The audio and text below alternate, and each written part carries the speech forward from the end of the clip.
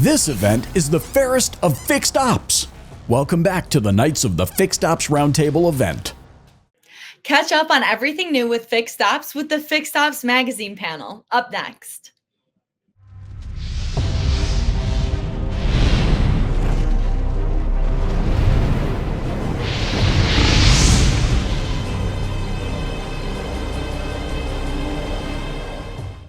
Welcome back to the Fixed Ops Roundtable. I'm Sarah Vantine here with the Fixed Ops magazine panel. Ron Overs, we've got some familiar faces with us today. Absolutely. I'll tell you what, this panel is always a lot of fun. Just some great guys with incredible intellect in the business. Well, and just to go around, we have, of course, Ron Overs with Fixed Ops magazine, Sir Shon Kingrey, Tom Druzynski, Sir Ed Roberts, Sir Tully Williams, and Scott Gregg. Gentlemen, welcome to the panel. Well, Ron, I'm going to kick it over to you. What is our topic that we are going to be discussing today? Well, you know, we're talking about radical change, right? The main topic of this whole conversation, and talking about, hey, what big changes do we need to make in 2024? Now, a lot of us are gloating over 2023, right? We were all like superstars. Some of us were just in the river and the river was flowing in the right direction. Okay, let's be honest. All right. But some of us actually were paddling and we made progress as the year went on. But as we think about 2024, what are we going to do that's going to, you know, maybe just shake it up a little bit to make things just a little bit different than what we did last year, than rather than saying, just going to keep doing the same thing, guys, and hopefully we're going to get better results. That won't happen. Okay, we need to do something. So can we start right off? Sarah, let's start with you. What are you going to do to help train and make people better in 2024? Well, I think the exciting part of the conversation in 2024 is going to be the focus on the fixed ops business. That is definitely something that we're going to see transcend through this year. I think it's going to be even more important this year to train your people and get focused on the basics, get focused on what the customer is wanting in that process. So this year, I predict there's going to be a big emphasis on teaching your people better appointment scheduling strategies, outbound communication to your potential customers, and then, of course, the service drive training and what happens when they're there in the lane and then after they leave. No question about it. Training is so key, right? And I think we all talk about it. Everyone on this panel, I'm sure, participates, you know, a lot in training, but really getting focused and focusing that training on, you know, those areas we all need to get better on. Shon, how about yourself? What are you going to be focusing on in 2024? You know, for our group, I think it's a little different. Maybe it's not different. I think, you know, yes, they had a long-term fixed ops director in this group that was more of an office guy probably than I am. For those that don't know, I don't enjoy being in the office. I enjoy being at the stores. And I think last year, as I expressed, I think on enough panels, there were some challenges because I brought ideas and a lot of ideas, which we'll cover here through a lot of people on this panel. And I've developed friends, and we had a field trip down to one of Ed's stores where 16 of our managers and the dealer principal all took a tour down there. But for me, for 2024, now that I have everybody's attention, and yes, Ron, we had a big year. I mean, we had a monster growth in fixed. To maintain that growth now, to be very honest with you, is just putting basics in place. They didn't have an appointment scheduling system. That's in place. They didn't have a BDC. That's now in place. But now as we go into the next steps, and we're talking about onboarding, we're talking about career pathing. And what I haven't shared is that there was so much growth in fixed operations with the position they gave to me. Starting January 3rd, they hired a variable director, which this company's never had before. And it was strictly on the fact that what Shon showed, and this isn't about me, there's a lot of Shons. There's a lot of Shons on this screen. There's people even better than I am at this.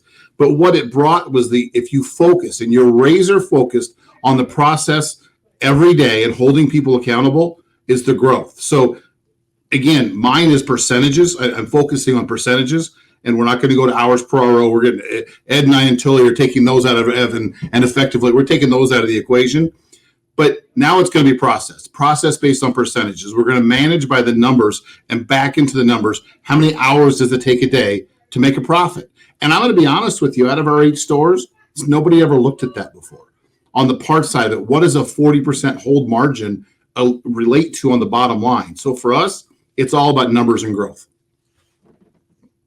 That's great. I mean, talk about looking at it maybe in just a different way than you have in the past to just move those results another notch. And as you said, coming off a monster year, the hardest thing to do, right, is have another monster year, right? So, very difficult to do, and maintaining it, unfortunately, this is the new base, what you achieved last year, and you need to grow from there, right? So it's a lot of work. Tom, tell us about Western New York. What's going on up there? So we got a few things this year. I mean, like you said, 2023 was a monster. So now trying to build on that is going to be the challenge. And I think Sarah it's kind of funny. She hit one of my absolute key projects for 2024 is working with our BDC to kind of revamp some of that communication. One of the things that we're seeing, the numbers looked fantastic on the service side. But I did see more of our customers asking for better communication, more frequent communication, and in a style that they're looking to communicate in, whether that's via text, email, phone. So our BDC is really going to focus on growing the communication with our customers, a lot more outbound, going after some of those declined sales. We've got a fantastic program. I actually talked about it in another panel where we're training service advisors out of that BDC. They're going to grow into our sales team within that department to work on things like tires. 2024 for us is going to be the year of the tire. So going that route is going to be something we're focused on. And then the other big thing for me, which took a little bit of time for me to come around to, is AI. We're really deep into interviewing a couple of different companies, trying to decide which direction to go. I think we might run a couple of stores with a couple of different companies, but I think AI is going to be a big game changer for our industry in the coming years. Tom, that's a big topic. I tell you what, you talk, and then that's not just here in the auto industry, but just globally, the emphasis on AI and how it can better work. I've had some great examples lately of disastrous AI and some good ones, but some ones that literally hung up the phone on me because I wouldn't push 2, because I wanted to talk to a real representative, and it said, "Thank you for calling," and I just hung up. So you'll call back and you'll cooperate next time, So it's wild to see what's going on in the AI world out there today. And tires, wow. The beauty of Western New York is you're really in trouble with bad tires as someone who's lived there for many, many years, right? A bad tire is just a death trap, and that with that weather that you can have up there. For sure. Although we've got green, I see that. Still have green in Western New York. It's crazy. I'm telling you, I left the state and the snow must have gone somewhere else. Any day, Ron, we'll get one of those 7-foot lake effect events, so it's coming. Absolutely. No, it's wild, huh? Thank you. Those are some great insights into plans for 2024. Mr. Roberts, what's new with you? Man, I'm looking forward to this year. We're a month into it, and we'll see a lot of you guys here later in the week at NADA. But we're really focusing on looking through the customer's lens of how they view us and removing the friction. And so we're going to really we've kind of led the way in remote services, or mobile service as it's known, but we're rebranding it remote services. But we're going to amplify that, and it's going to be our feeding ground to bring people into the industry, grow new people, extend people's careers that may be aging out of the business. We're going to control our own roadside, but we're going to sales deliveries, remote pickup delivery. We're going to do everything we can to keep people from coming here. I think we have the coolest facility on the planet, but people still don't want to come here, and we know that. And we're going to do everything we can to prevent them from doing that. And when you look at it through a customer's lens and you look at the friction points that they have there, all of them are here. Let's remove those. Let's go meet them on their terms and take care of them. And then lastly, more on a personal note, I think we might have to dig up a second book this year. So we'll have a little fun with that. I've already been nudging you on that, right? I mean, one of many people who have done that. But yeah, your first book is amazing. Like I said, I read it with a highlighter, like I was still in high school, you know, and so it was great and great ideas, and looking forward to your next book. But I think your remote service is right on. A friend of mine has a F-150 Platinum. He called your store, said, you know, I need the following things, and someone recommended, hey, why don't we just come out and do it in your driveway? And he was like, you're kidding me, right? And he's like, yeah, no, we can do all that right at your house. And he's like, fantastic. I travel a lot. I'll just leave the car out there, keys under the seat, fix the car, and call it a day, you know? He was absolutely thrilled to know that he didn't have to, you know, readjust his whole life schedule just to come down there. So, you know, it works. It's a great theory that you have going there. Absolutely. And just to keep that carrot dangling out there, we run 10 trucks now, but by the end of June, we'll be running 50. And I don't know what the number will be by the end of the year, but we are expanding service without brick and mortar. There will be remote service all over North Florida for sure. That'll be pretty exciting to see. Absolutely. Tully, what's happening out west? Well, we got a lot of good things going out here at the Nilo Company. I think, you know, focus is that, you know, for us, our BDC improvement, we really focus on bringing that in-house to the for all 10 stores. You know, each store was kind of doing their own thing, so we're really excited about that and dialing that in. And I think, you know, Shon hit it great, is that are we building our stores to be profitable and also building goals for all of our people? Now, I am goal generated. I publish goals forever, but here's what I'm talking about is publishing a goal for the year and holding them accountable to that year based on the number of techs in our hours. So to me, you know, we've been doing this for the last 3 or 4 years. This year was our closest. We came in at 98%. My target is not 105, not 99, but to be 100% of those hours forecast. And then, you know, the expenses average themselves out. So we're really excited about that. And we just had our year-end celebration, and our managers are super excited. And then finally, like what Tom said, I am all about tires this year. We're super excited to put our drive-overs in at all of our stores and all of our driveways. So it is a major investment, but we're selling at 30 to 40% customer pay reds. My target's 75. And we have a big, tall task, but boy, we are ready to get into the repeat and referral business. Tires are so key, right? I mean, we can talk about that forever, but, you know, as far as a customer experience thing, you know, leaving the store with fresh tires, you know, this is the pain point, right, of paying for these things. But the reality is, you know, the car is going to feel better. You're going to know you're in a safer car. It's a better deal all around, and where better to do it than right at the store. And, you know, it's just, I think knowledge is the king on that. So, you know, the drive overs, you know, tell us we're in the driver business. And then, of course, we get that great printout that lasers the tire. So we're super excited about that. I mean, we do, I think, a decent job selling tires. You know, I measure red events. So we sell red events. So we're selling about 30, and we've been up to 45% red events. But, you know, our target's strong. But, you know, now we have to work with our tire suppliers to make sure that we have tires in stock. No tires in stock, don't sell the tire. So we got to, you know, we want to make sure it's all, you know, all set up so it's a success run. So when we launch it, I have a great contest and get the excitement going. So Tully, what's holding you from 40 to 70 right now? What would you say are the 2 or 3 things that are really you need to change to get there? A great question. I ask myself a lot. One is I think that we are asking for tires at the end of the day, you know, or at the middle of the day, right?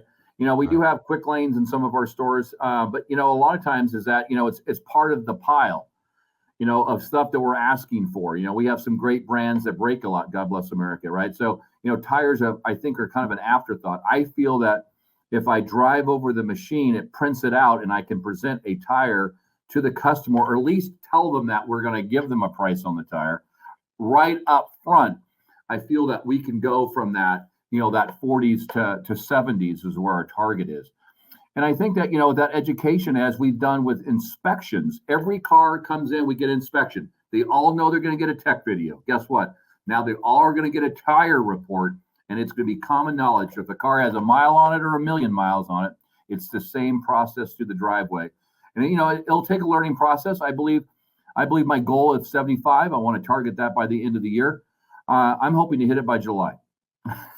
Yeah, no, those are some great goals, and they're you know, achievable, right? Those are numbers that you should be able to get with all the right pieces in place to make that happen. Yeah, so that sounds great.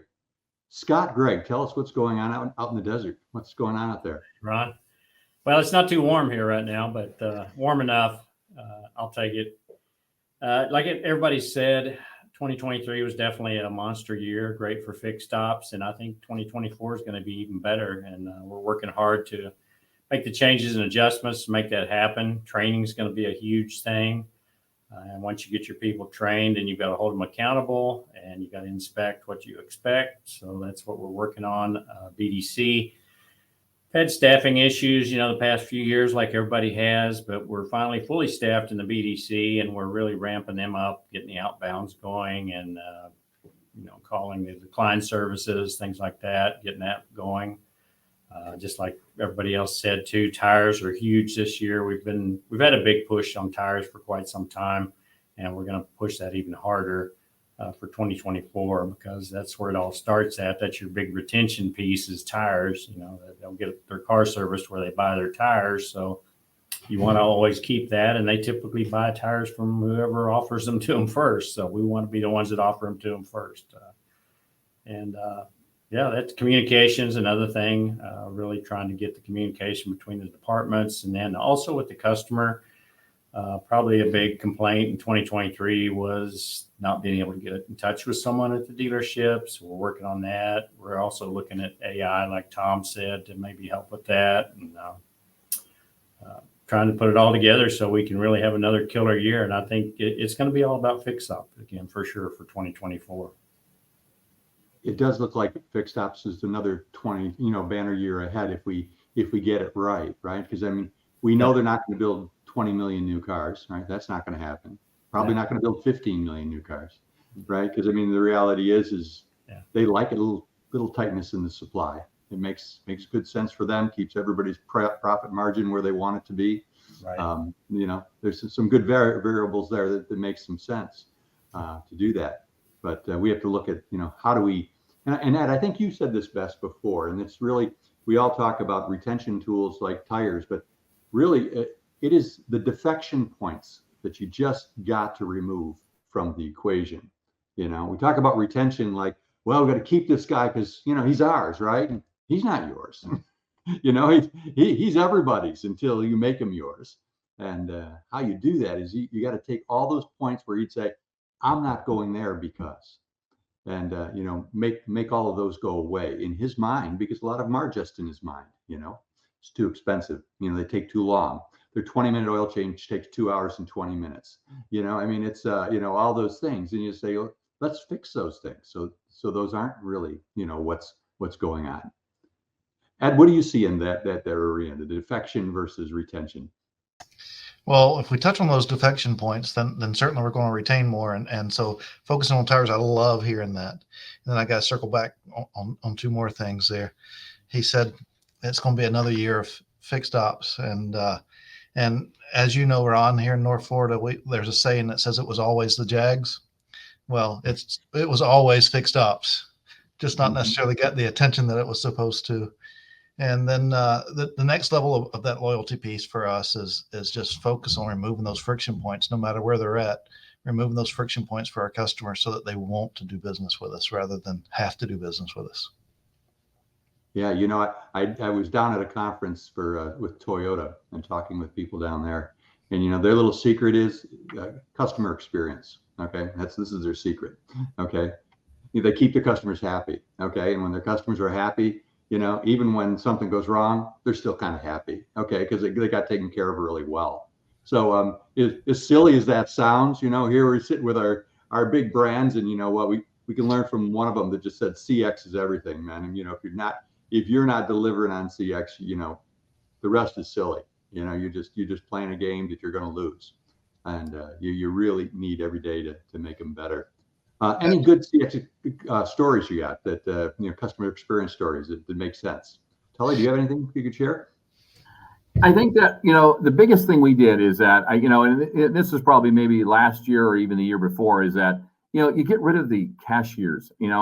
Cashiers turn into great concierge desks and phone answers and BDCs. We didn't get rid of anybody. We just repurposed them because you know what? The last person that I feel a customer should see besides the porter that brought the car up or, walked them out to the car is the service advisor. And I think the way that we do it, we did it for since Henry Ford started, is that the cashier's over there. Like, that's the worst thing you can ever do, right? So having terminals, credit card terminals, I feel at every service advisor desk to us was a big deal. And having the ability of that service advisor to make all those decisions at that desk, texting and all that stuff. Great. Yes. But can they make it easy? My goal is not to have more than 3 screens up. Okay. That's hard. OEM screen, DMS screen, and then, we're an X-Time fan. So we have X-Time. I don't need any more screens up. And we just got to make it easy for our riders to be successful. And I think that, to me, encourages and helps make great customer satisfaction. I love that we talk about retention. 70 is the number. 70 is our number. That's a minimum number. And we're going to work hard to drive. We have half our stores damn near at 70 or over 70. We have some struggles with some other ones, but that is our target. And I love that we talk about retention. It's a great point. And, from a consumer standpoint, if you haven't had the privilege of owning a Mercedes that starts getting a little older, okay, $35.95 is not $35. It's not $350. It's $3,500 to fix whatever the hell's wrong. Okay. And then to walk and have a cashier hand you an invoice, right, with a $3,000 number on the bottom of it, right? And she knows nothing about what just happened. And she just wants to know, is your Amex going to go through? So that's the point. Really focusing on if the service advisor was having that conversation with you, it can at least calm you down a bit and understand that there's value in what you got done. Ron, I think that when you look at it is that I feel that we overwork service advisors, and I love ratios. So I have text to ratios to my advisors. It's 3 to 1 and 3 to 1 at 100% efficiency. So we run at 130 to 140% efficiency. So it's 130% divided by one for a service advisor. So it boils down to with our brands is that if we are riding more than 12 ROs, it's too many. We like that 6 to 8, and then we have some superstars that are 10 to 12. But if we slow them down, what happens? Customers are happier. We answer the phones. We respond to texts. What happens when we slow them down? They're actually helping the customers out better by selling the things that our great technicians would recommend their family members. What happens when we slow them down? They go home happy every night, right? Well, the worst thing you can do is have an unhappy employee. So slow things down. There's enough money for everybody. Yeah, makes sense. Tom, do you have something to add to that? Well, I love Ed's point about removing the friction. We did recently had a sit down with our marketing department and just looked at something as simple as our website and how our customers interface with it, how difficult it can be to schedule an appointment. You've got to find the schedule an appointment button. It's going to ask you a bunch of questions. It's going to, really it should be foremost. It should be like front and center on the web page, and then simple, like, I need maintenance or my car's broken. Like there should, not, I don't need 35 different options. They don't need to schedule brake services and all these different things. Like, so we're working that. It's very important, I think, to remove those kind of friction points as well. The easier we can make it to do business with us, the better. I mean, it's generally 3 things, right? It's the reputation, it's the price, and it's convenience. We're generally not the most convenient. We're generally not the cheapest in town. So as dealers and everybody on this panel, I mean, I'm sure all of these dealer groups have fantastic reputations. We need to just play on that. We need to make it easy for our customers to work with us, and they'll keep coming back. It makes so much sense. Sarah, that must have been music to your ears to hear. Slow it down. Let them actually have a relationship with the customer for a few moments there, right? And actually, listen to what they're saying, repeat things that they're saying back to them. It must be good to hear. Oh, it is. And it plays into some other bigger conversations that are really important right now in dealerships. And I think Ed and Tully both touched on this point with employee retention and the employee experience and how satisfied they are in their jobs. And I know Tom has done an incredible job with their BDC team in creating those career paths and creating those growth opportunities in the organization. The thing that a lot of dealerships don't realize is that that employee satisfaction ties directly into the gross profit that that rooftop is making. And retaining your employees beyond that 3-year mark, that's really the goal. And so, you know, we have the privilege of being able to conduct and help with the NADA workforce study every year. And one of the things that continues to remain true within that is that when you bring and have a higher employee retention, if you can bump that your retention points up, it's something like $600,000 in additional gross profit at your rooftop. And so, you know, multiply that out by your employees and thinking about the hours that those service advisors are selling. I'm sure in Tully's stores, the ones that are writing 12 ROs, they've been there a long time. They have earned the right with their customers to increase more of those hours for their service department, and they've built that customer trust. But ultimately, where it boils down is that they're retained employees, and they're probably retained because they are happy with their career path, and they're happy that they're heard, and they have all of this empowerment in the organization. So Ron, yeah, that is going to be the biggest focus that I think to build more fixed operations business for our stores. We have to start with the employees first. So true. Ed, remember I had asked you to check with the NADA and give me some statistics, right? At the time, we were talking about technicians specifically, but the numbers aren't very different for service advisors either, right? They are not. Unfortunately, this industry does not hang on to people very well at all. And a lot of them stay in the industry, but they don't stay at the same location, and they move around. And that's the unfortunate part. But the ones on this call right here and the audience that we're talking to are the ones that can change that. And that's what we have to do. Yeah, no question about it. It's just one relationship at a time. Give them a career path that makes sense. Show them where they want to go. One last question. Okay, so if you were king of the day of your store, right? Okay, so you're no longer Ed, but your last name's something Bose. Okay, and you're the boss. So what would you do different for the store that would impact fixed operations in a positive way? Ed, let's start with you. Well, Tully touched on having some priorities earlier, and it is important to have those priorities. And when he said that, I reached over and grabbed mine, and there's 2024 priorities.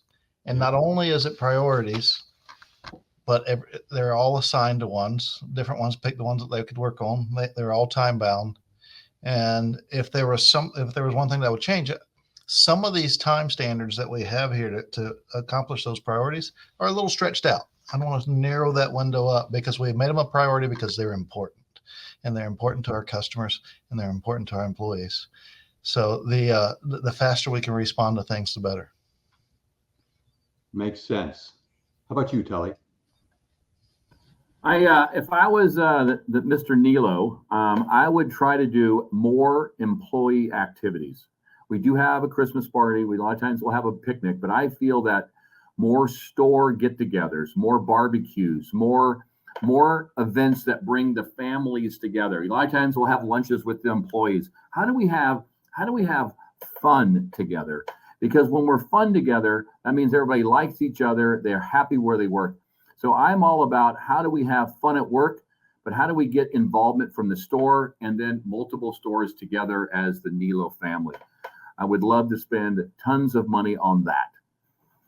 Yeah, it does seem like, right? Some of these things are just kind of contrived, It's like, oh, we have a Christmas party, we have a 4th of July party. Well, good for you. Everybody does. So do something more than that. Okay, make it seem more personal, more, like you said, involve the character of that employee, their family. Find out more about them other than just how do they get to work and what are the results while they're here. Makes good sense. And it makes the store work so much smoother. So now the office knows everybody, right? We're all just people trying to make a living and go home happy. That's all we want to do. And, like we did, this was our first big, huge push for toolbox decorations, right? It's a new thing, right? Well, I was in it. We had some stores, every toolbox was crazy decorated, crazy. And then you had some stores that were a little afraid to put lights on it, right? But you know what? Next year, the rumor got out and the big, huge trophies that we hand out. It was fun. Everybody wanted to go see the other stores and bring everybody together. To me, that's the win. Makes great sense. Shon, how about yourself? You know, and I don't want to jump down where Tully was going. Ed's got his notes, guys. I have a notebook here that this is my 2024 notebook. I take notes. And something Sarah said, we used to call it ESI. I'm an old Stellantis Chrysler guy. Employee Satisfaction Index. ESI equals CSI. It doesn't change. It's never changed. This will be my official 30th year in April in the car business. And to Tully's point, it doesn't have to be Christmas. It doesn't have to be anything. You know, the group that I was with in Minneapolis for many, many years used to have a dealer principal, and I've made the comment before where I would walk behind him and I would say the person's name, Ed, Tully, Scott, Tom, Sarah, whoever. He didn't know their name, but as far as the tech knew, he knew their name. And he walked through and said, hello. It costs nothing. It costs nothing at all to walk through your shops and say hello. And as everybody, you know, John Fairchild and I are going to speak at NADA together this week, actually. And one of the things we're going to talk about is when's the last time as a dealer principal you walk through your shop and talk to your techs? Look at Ed's shop. Ed has more techs than some cities have people, okay? I mean, that's where he's at. But it's true. But I promise you, Ed knows everybody. Ed says hello to everybody, and that's the key. Again, I'm going to harp on what Tully said. It doesn't have to be an event. It doesn't have to be Christmas. It doesn't have to be. So again, acknowledge the challenges, and that's fine, but celebrate the victories. No, makes sense. Sarah, have we missed anything? Have we missed anything in our 30 minutes here together? Ron, you know, we have covered a lot for this panel, and I think the outlook for the dealerships and fixed operations, this is all really exciting to see in 2024, Ron. It's going to be a great year. It really is. And, you know, it's going to take training. It's going to take focus.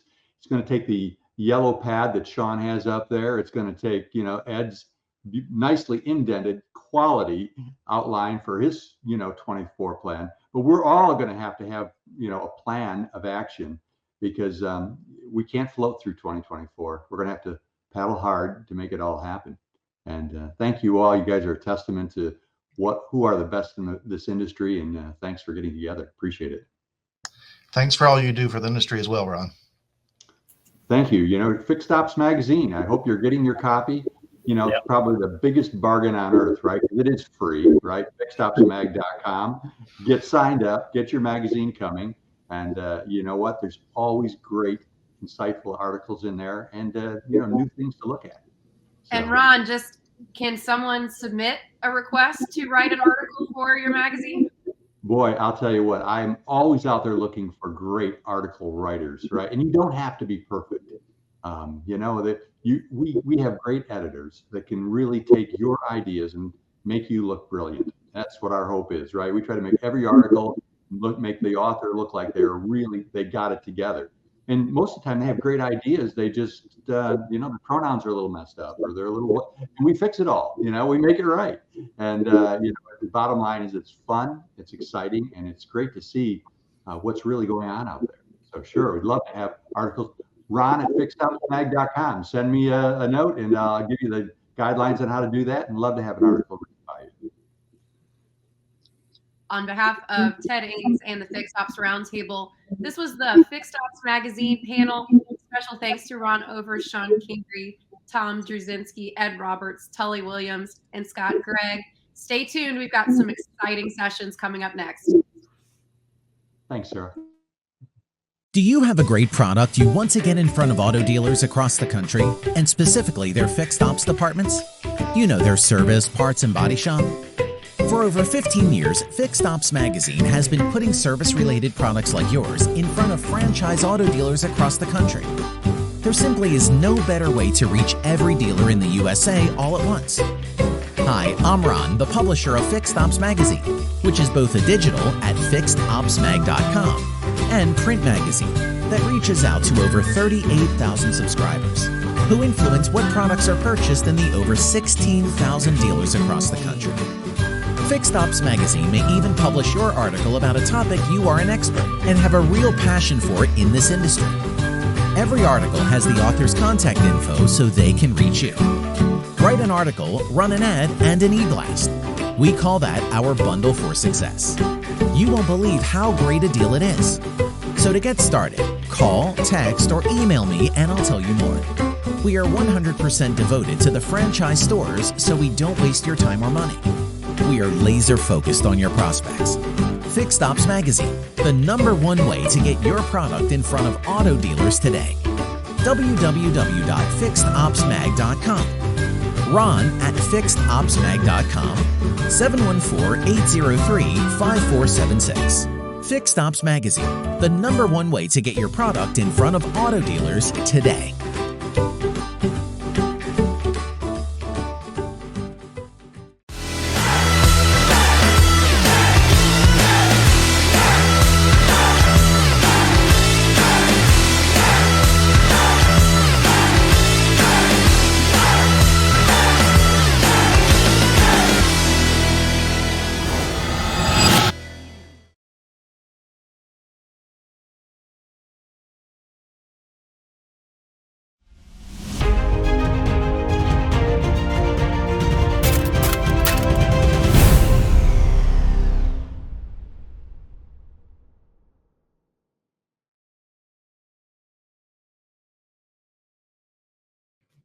Make a wish on a shooting star because our next panel has us starstruck. Please welcome the AutoFi Pro panel featuring Gingrich of the Nilo Company.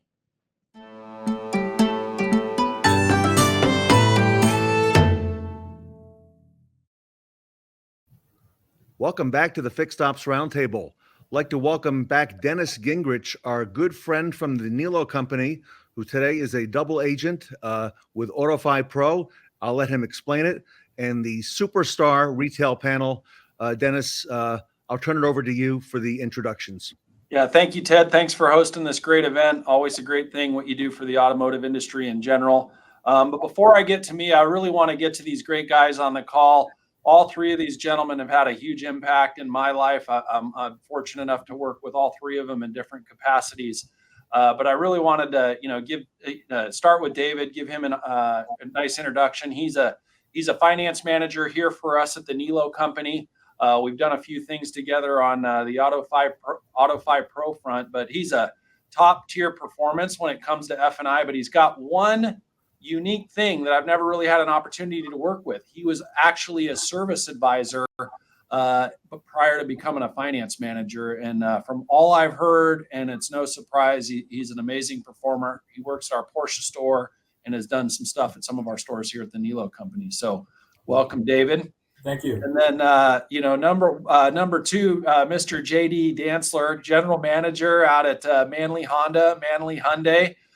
We did a lot of great things together in a previous career I had. And man, when it comes to, people leading an organization, you'd be hard pressed to find anybody better than JD. So, man, dude, thank you for being here, JD. Thank you. And then last but certainly not least, he and I worked for the same company, Zurich, for a number of years. He spent a lot more time there, did a lot of great things in his career, and eventually he was the boss of me. He probably has some scars from that experience, but Yes. Now he's the chief operating officer for the Ziegler Automotive Group out of Kalamazoo. And Sam, it's good to see you. And I just love meeting up with you and David and of course JD. So, and then that's these guys, man. Three great organizations. I'm very much familiar with Ziegler. Tremendous organization there, and Manly, and of course Nilo Company. And Dennis, give us some of the thinking behind this panel, how it relates, how we're tying in F&I and fixed, because I've heard it said that it's important we all work together. Well, I think in any organization, I think it's just important that we get out of sales department and service department or finance department. We're all trying to do the same thing. We're trying to take care of the customer. Make sure they have a good experience in their sales and finance process, because if we don't, our good friends in fixed ops, these guys could speak to that, we're not going to see them in fixed ops. So we're costing our service advisors, our technicians opportunity to make money for them and their families. And then even down to the porter, not everybody wants to be a porter for the rest of their life. That's advancement opportunity. So the better we do in sales and finance, the more opportunity we have in fixed. And when you guys in fixed roll out the red carpet, they're like, man, everybody's great here. I'm going to buy my next car. So I think that's incredibly important. All right. Well, let me start off, if I can, today with David. David, when we think about F&I products through the fixed ops lens, what do you think, from your experience, are the top 2 or 3 things for a service advisor to be able to deliver a great customer experience, a great guest experience, while maximizing things such as, for example, I've heard it's all about the hours. For example, the hours. Well, when it comes to the operations here, I mean, we start from just customer service, right? So we're trying to make sure that we're introducing each other, making sure that everybody's on the same playing field. But when it comes to the products, warranty is always going to be one of the biggest things out there, right? But making sure that not only the service advisor knows, but the customer knows, we give everybody a 0 deductible at our store because we want to give them that ultimate experience. We want them to come in just like it was when it was brand new and not have no surprises. And it helps a lot for the service advisors because it takes off that relief of not asking for the deductible, stuff like that. Maintenance, of course, maintenance is always going to be one of the big things. I prep all my customers when it comes to the relationship we have with our service department is when you bring the car in with this maintenance plan, they're going to sign their name and they're not going to ask you for anything unless something's outside of it, right? But the big thing is that maintenance plan is going to utilize your warranty. That's how they make their money back, right? That's how we get ours. But yet at the same time, by doing it this way, there's no surprises for you. You sign your name, there's a big smile on your face, and the service advisor always has a smile because it's already taken care of. And then, of course, we have phenomenal tire and wheel plans, the maintenance plan, and then windshield plans that make things very, very simple for customers. But I could keep going. I apologize.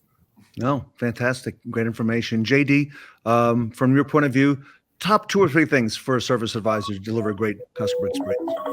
Yeah, I think ease of claim payment, and so the advisors are bought in. I think, working with the warranty company and a service contract provider, you got an OEM they're working with, and then you have a service contract provider. So if you can get their mind right, really, when it comes to the service contract provider, and that's easy, then they're happy to see the customer. And sometimes you can't hide what you're thinking.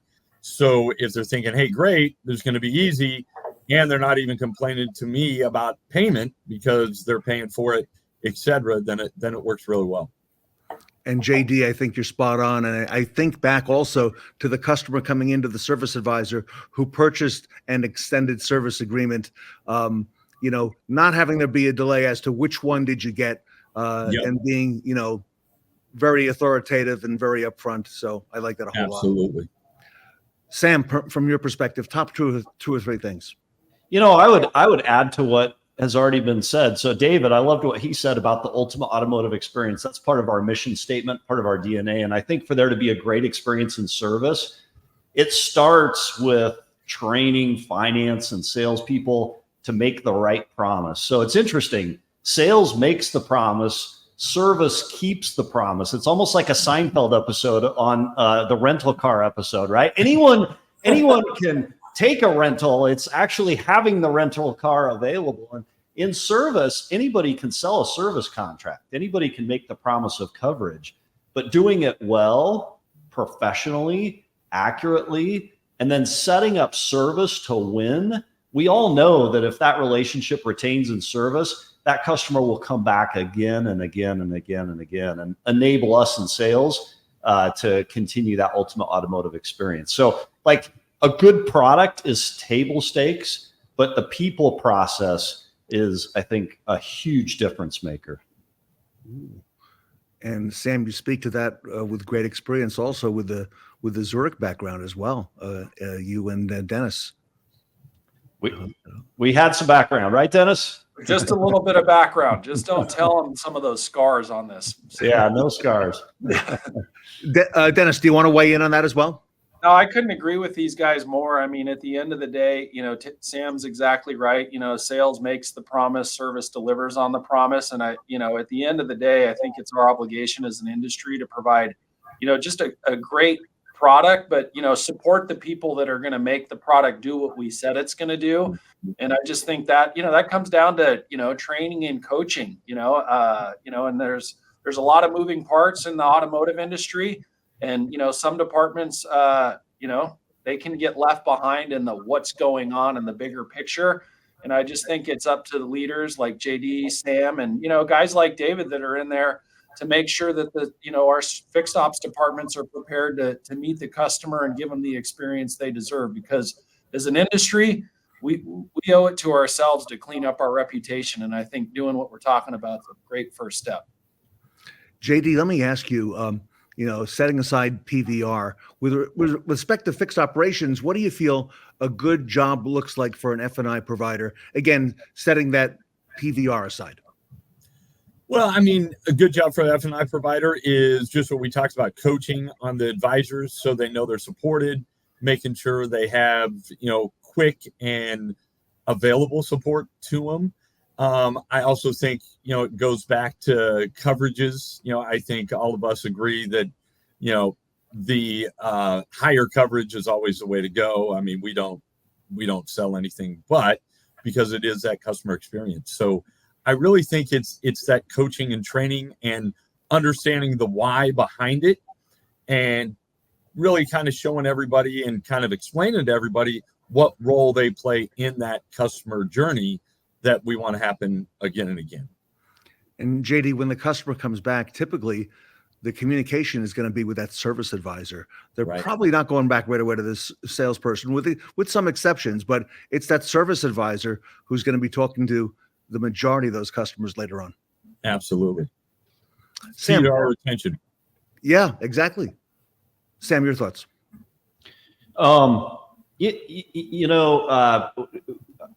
Nobody mentioned it yet, but I think, David, you said zero deductible. That's one of the strategies that you employ. And we do a lot with disappearing deductible because we feel like we're going to do better at taking care of that customer and delivering on that ultimate experience than anyone else out there. And we want to retain and keep that relationship so that we can do that. And so we have, I know some groups will do zero deductible. We prefer the disappearing because if we can get them back in, we can give a little bit of incentive and then they can continue to have that great, that great experience. So that's a big deal for us. And Sam, for our fixed ops audience who may not be familiar with the term disappearing deductible, just walk us through that. I think. Yeah, that's great. So if the customer chooses to service at a auto group facility, then the deductible is zero. If they go elsewhere, then it's $100 or $200. Some companies will write in some sort of a repair area, and if you're within 100 miles, you get towed back into the auto group store. And we just feel like that doesn't serve the customer very well if they're sitting at a facility where they truly want to be serviced and we force them to bring it back. We'd rather allow them to retain the choice, but incentivize it a little bit. And, the idea there is, again, to Dennis's point, if everybody's well-trained, they're going to have an incredible experience and they'll stay. So. Yeah, I like it. David, coming back to you at Nilo, Nilo does a lot of interesting things, okay, that are out on the cutting edge, but, you've proven on both fixed operations and, for example, that zero deductible on the front end. What do you feel a good job looks like for an F&I provider? I mean, for me, I preach it nonstop to everybody. I mean, every customer that comes through my office, every customer that walks across the showroom floor, I give them that we're here for life. You know what I mean? We want to keep you as a customer. So the biggest push for us is doing whatever we can do to retain that customer by going above and beyond, making sure that they have a point of contact at the store at all times. I answer my phone on my days off. If I'm on vacation, I do the same thing. I just recently had an incident to where a customer went into a different Porsche dealership and wasn't treated the way that she thought she needed to be treated. And I went out of my way to touch base with that service manager to make sure that they got a good survey by giving them the correct information so they could take care of our customer, right? So just the little things, man. I mean, getting back to the basics and treating people the way we want our family to be treated. So. And Dennis, at Nilo, I think it's 102 years in business? Yeah, that's it'll be 103, I believe, in June. So it's amazing. Right. Congratulations. That doesn't happen by accident, Dennis. What are your thoughts? No, well, I always say when people ask me what I do, man, I just work for really good kings. The Nilo family are amazing. Like it's like, how did you get in the car business? You don't seem like you belong in it, from what I've experienced, out and about over the years. But they really do put the people first. We have a series of core values, but if you look at just the top two, we are a team and we respect each other, that's foundational to, I guess, longevity in, any business. And, they really act within the confines of those. But, putting that customer first, taking care of them, like David, Sam, and JD have all alluded to. And, because we all believe, I know JD believes without a shadow of a doubt, nobody's going to take better care of his customers than his team at Manley Honda. And when you have that level of belief, and it bleeds over to the team, and I know these guys all do it, it happens. And it's up to us just to give the team the basics and the training to do that. Dennis, what is your thinking behind the title of this panel is F&I, the Fixed Ops Supercharger? Give us your thinking behind that, because and by the way, I've seen this coming to fruition and evolving. So I've had an inside seat. Well, I think, as I think about that we want our customers to come back through different deductible strategies, as Sam alluded to, and I know JD employs. We want them coming to our fixed ops department, for all the reasons, right? Making people money back in the shop, career opportunities, the opportunity to have organic traffic so we can sell them another car, trade it. So, it's just this gigantic ecosystem. But when I think about F&I being a supercharger for our fixed ops department, is setting this up, the F&I department up in a way to where it supports service and drives customers back to the drive. But also when the customer comes to use those policies, the service department gets paid, right? Because at the end of the day, we all show up to this dealership to earn a paycheck, right? And generally speaking, the more people get paid, it's weird, the happier they are, right? And I think that's true in fixed ops. So making sure, our F&I products are set up in a way to, make sure the service advisor technicians can maximize their pay plan, because they got families, they got, they're facing high gas prices, expensive eggs, and all the stuff we see about in the news. And if we craft our F&I products in such a way to where they can maximize their pay, they're going to be excited when they have that customer that has could be a tired wheel, could be a windshield. Like, that is so awesome. You have it. They roll out the red carpet. The customer gets the vibe, and they're stumbling around the showroom floor, and they're like, I want that car. And can you just get me all that same stuff over again? That gets guys like David just off to the races. That deal now takes 15 minutes instead of 45, because they're like, I want that same package because I had a great experience the first time and all the way through, and I'm going to do it again. I think our audience is familiar with Dennis and David's organization, Nilo, in Sacramento.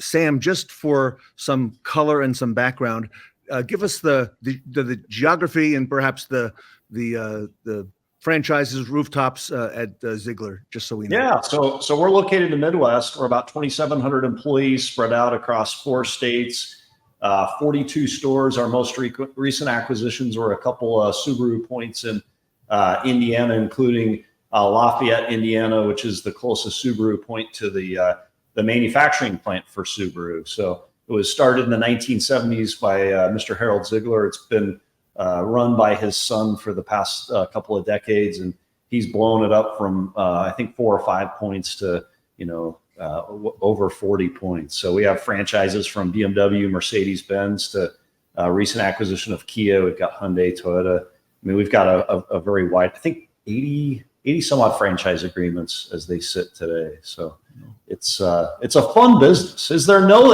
anything more fun than the car business, right? I mean, and what we do is pretty doggone cool.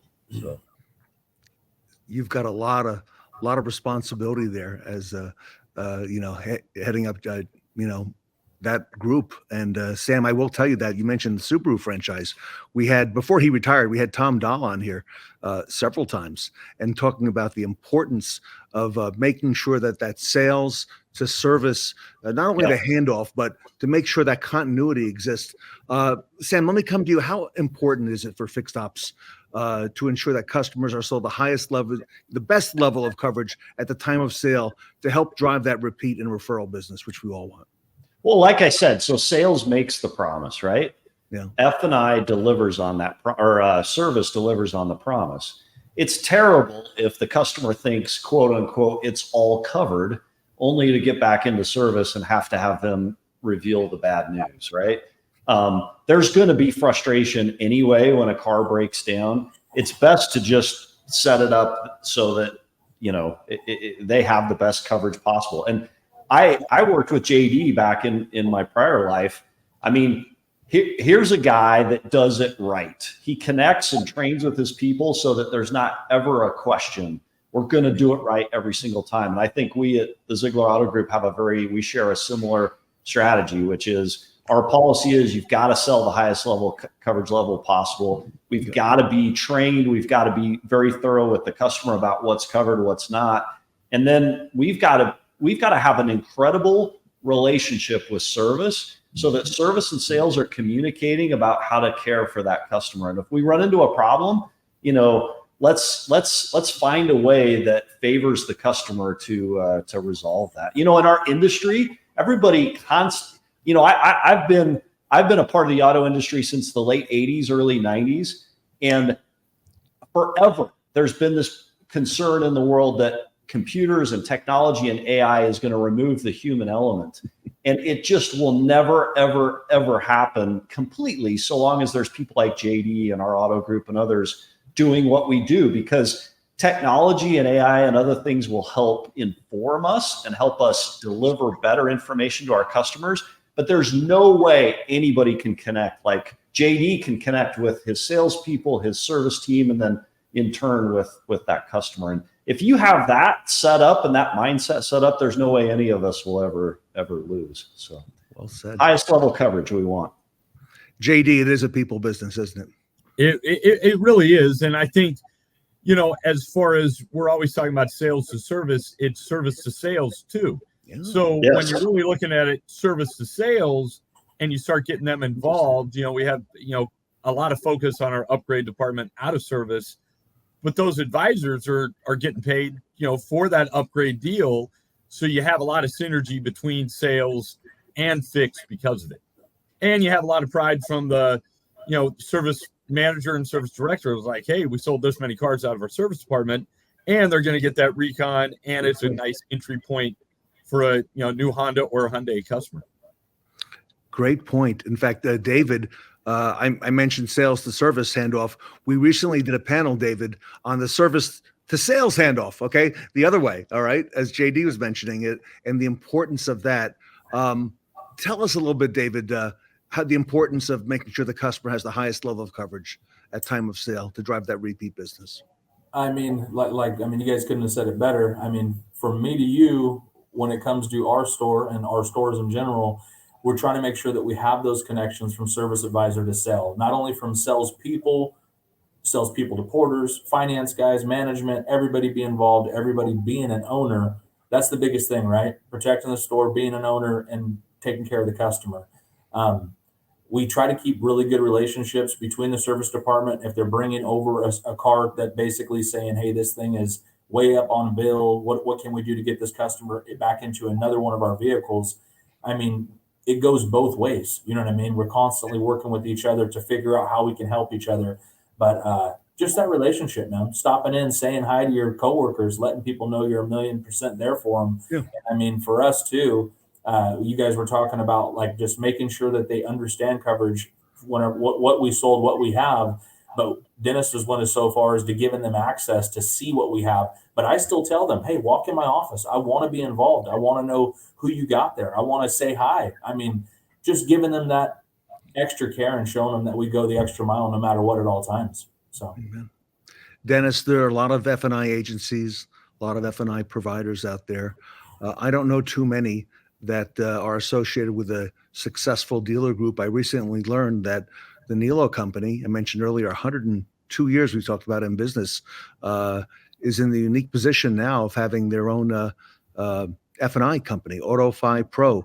Tell us what some of the benefits would be to that, because I think that really sets you apart in being able to serve other dealers and groups.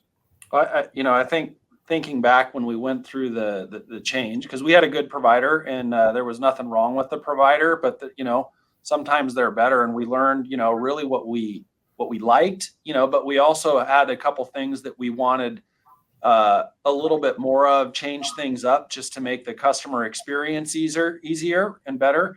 And then of course, improve our performance in the F&I department and really crafting those things in a way that when I think back about my past career prior to joining the Nilo company about 4 years ago, just things that I would deal with on I don't want to say a daily basis. This isn't a criticism at all, but just standard things that would happen in the course of business. And it's like, man, how can I just remove those from my life? Because if it's an annoyance for me, it's like an annoyance times 10 for the customer, for the service advisor, for guys like JD and Sam, because sometimes when things don't go right, it bubbles up to the top and it turns into something it couldn't be. So, the benefit was to really craft something that made sense from a dealer's perspective, right? That's the service advisor is going to like, the finance manager is going to like, everybody's going to have buy-in, and making sure the coverage is what it needs to be to deliver on that promise. And when you're offering good coverage,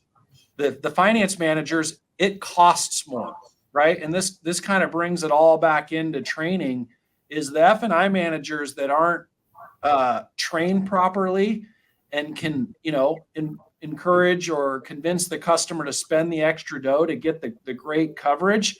It's because they're not trained properly. They're not confident in their office. And when that happens, that's when they might say, oh, this covers everything. And when they're building the contract, they click the crappy box. And here we are having a not great reputation as an industry. So it just really smoothed out our process. And we've had some success with, other automotive groups that we've set up similar offerings to them, and worked for us. It's worked for some others. And, it just makes life easier to be in control of your own destiny and be in the driver's seat, since we live it every day.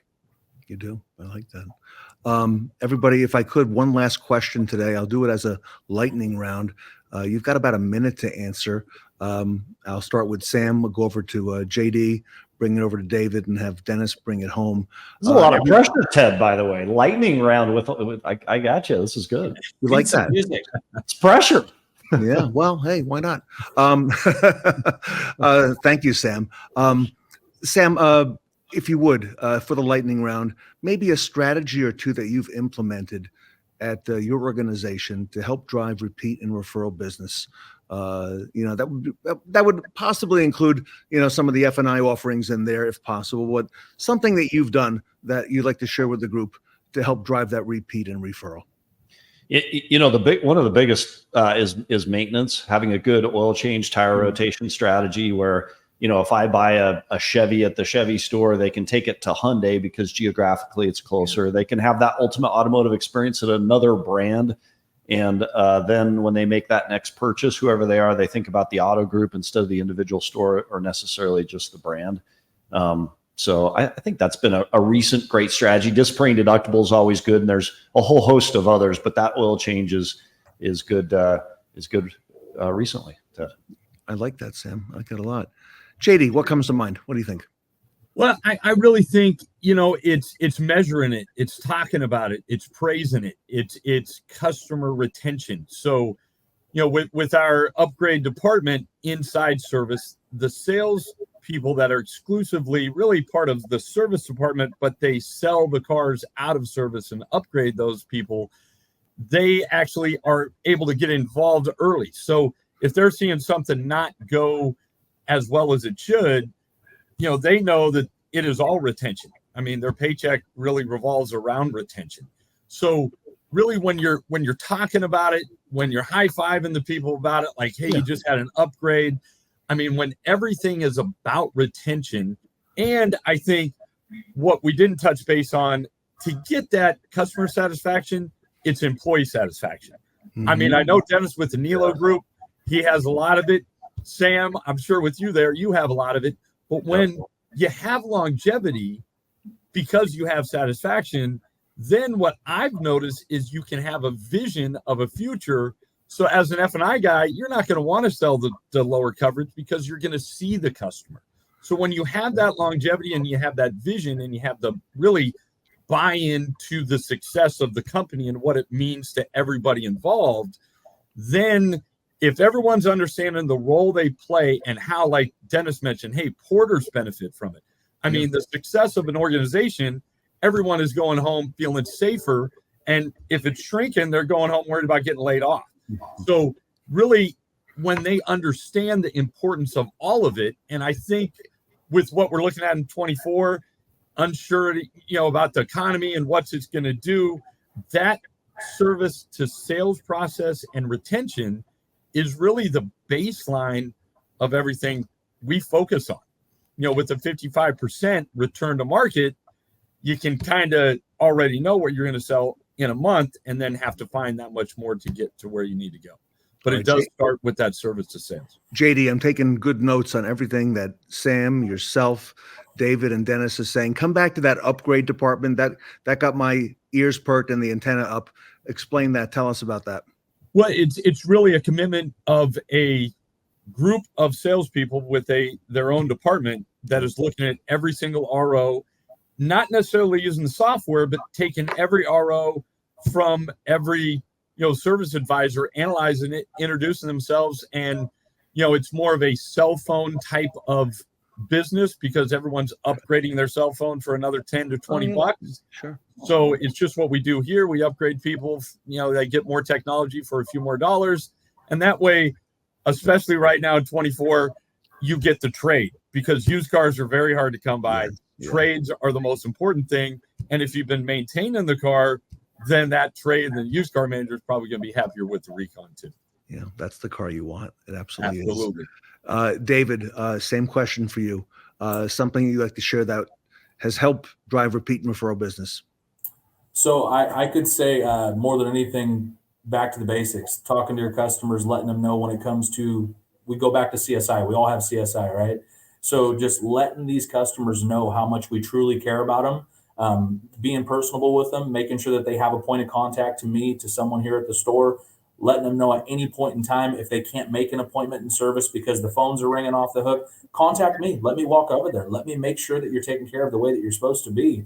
And then it falls back to the products, right? I mean, making sure we provide these people with amazing products. United Car Care has this Protection Plus now, and it's a phenomenal product. I got so many different customers with smiles on their faces because they've had the major brake jobs. They've had to pay for rotors, belts and hoses, windshield wiper blades, all the little things in alignment.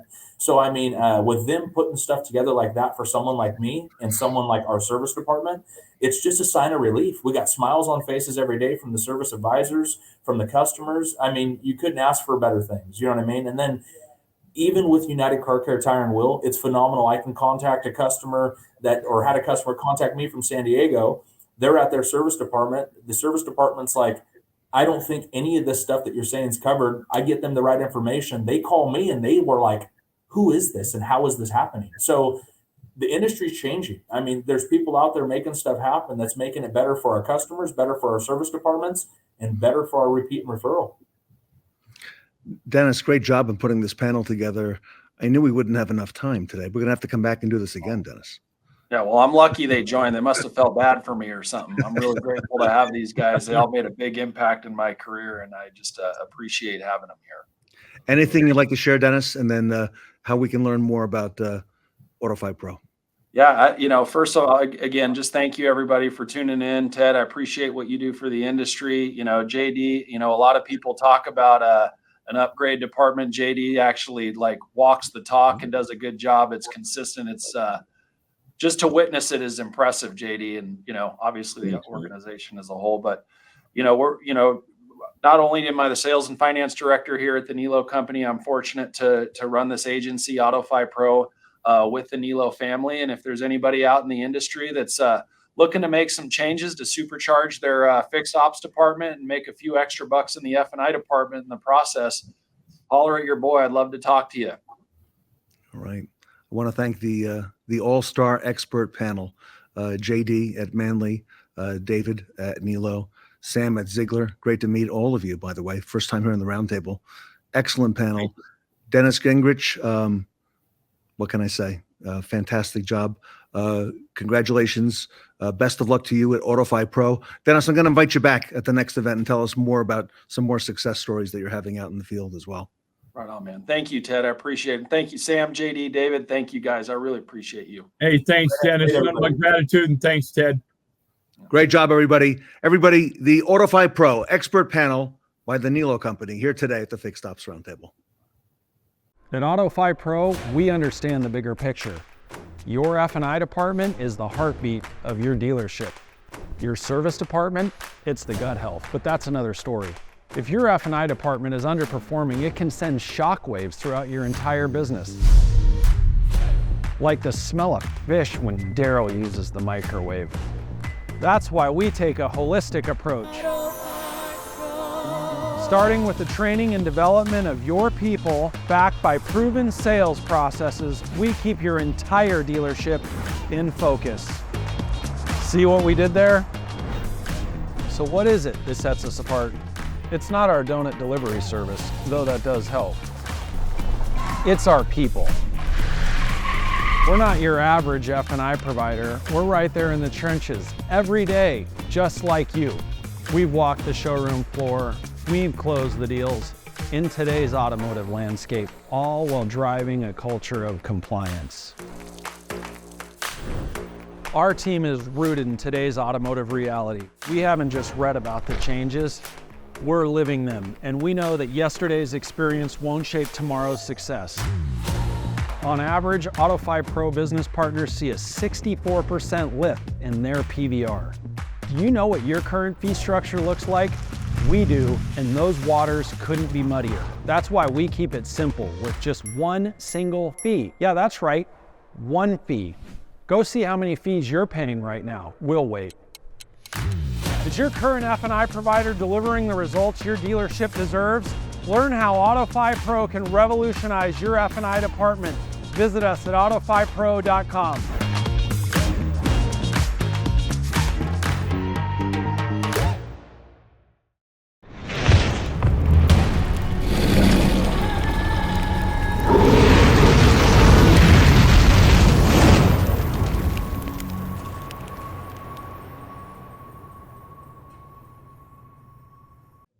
Every mage needs their book of spells. Our next speaker is Micah Tindor, here to tell us about Kelley Blue Book Instant Cash Offer.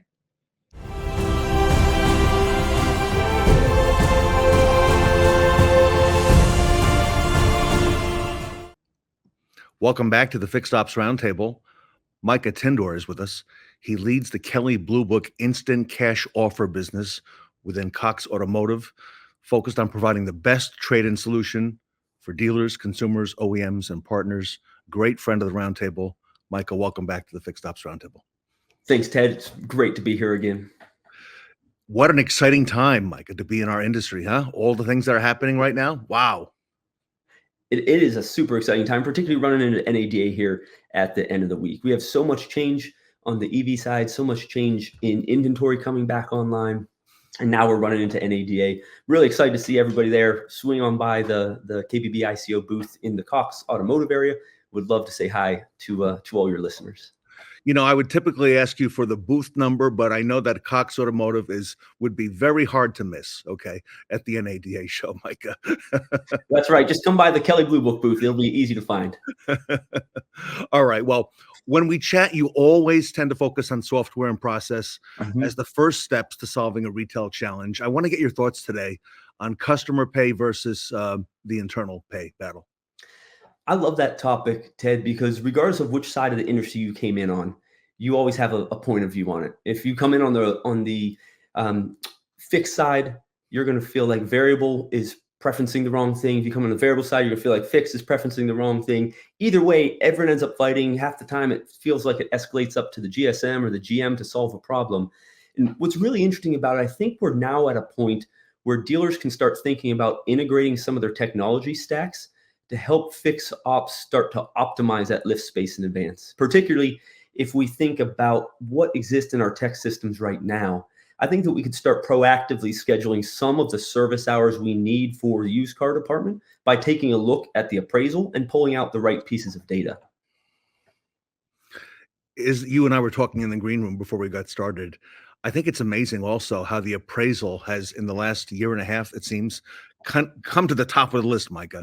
Everyone is talking appraisals, whether you're in sales or fixed ops. I agree with you completely, Ted. And I think one of the big drivers is through that period of the COVID shutdown, when inventory wasn't available, everybody had to turn to customer buy as the way of really generating inventory for the lot. And I think it started to point out some areas where the appraisal process had weakness. And now that inventory is coming back, new volume was up 56% last year, used was up 4% last year. Now it's starting to come back. I think dealers and the industry partners are starting to realize some of those holes in the appraisal process also exist in the standard appraisal process. I think everyone's starting to take a look at it. And I'm excited for it because there's a lot of opportunity, as you mentioned, to leverage that across the dealership. Absolutely. And you're right. Inventory is back. Okay. Whether it's EV, whether it's a combustion engine, and a lot of things continue to evolve and change in the industry. You've said that the appraisal is a key to strategically scheduling internal pay work. I want to unpack that in the concept, starting with what are the key pieces of value add information that a dealer should be looking for? I really think there's three things, Ted, that dealers should be looking at when they want to proactively start scheduling some service hours based on used car appraisals. And it's, when can I look at an appraisal? What can I map to service hours, and what can I ignore?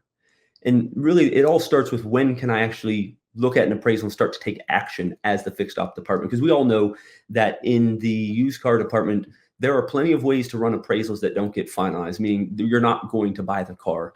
So it really starts with, how do you identify a finalized appraisal, and when do you know 100% that is going to be purchased? Because that's going to be the trigger to start working down the, proactively scheduling hours. The second piece is, what repairs map directly to fixed ops actions? And I look at it as two buckets, easy and medium difficulty. The easy ones are known issues that immediately map to a known amount of hours that a tech's going to need to put in, such as, I have bald tires. I see bald tires in the appraisal. It has to be replaced. We know how long that takes. We know what requirements it has of a technician. You can automatically start scheduling those hours in as a service department. Another good example is certified. If you see the vehicle, it qualifies from mileage and years for a, let's say, OEM certification, you know what that inspection spec is going to look like, and you can proactively schedule that. And then on the medium side, it's stuff that you don't necessarily know what's wrong based on the appraisal, but you know you're going to need to put some service hours to figure it out. Like the appraiser writes, the vehicle porpoises when I hit a speed bump. Who knows what porpoising is going to find as a root cause, right? Maybe it's shocks, maybe it's struts, maybe it's something else. But you can know that you're going to need to put some service hours against it to figure it out and start to slot some of that in. And then the last important chunk, number 3, is, what can I ignore? Not everything in an appraisal is going to drive value in proactively scheduling for a service department. Things that the service department doesn't do, external recon, internal recon, maybe the dealership doesn't have a collision department, so body work. So really, when you're looking at that data, it's 3 things you want to look at to generate those efficiencies in the service department. It's, when can I start engaging these appraisals to just try to proactively schedule service work? What can I easily map to known service hours, and what can I ignore?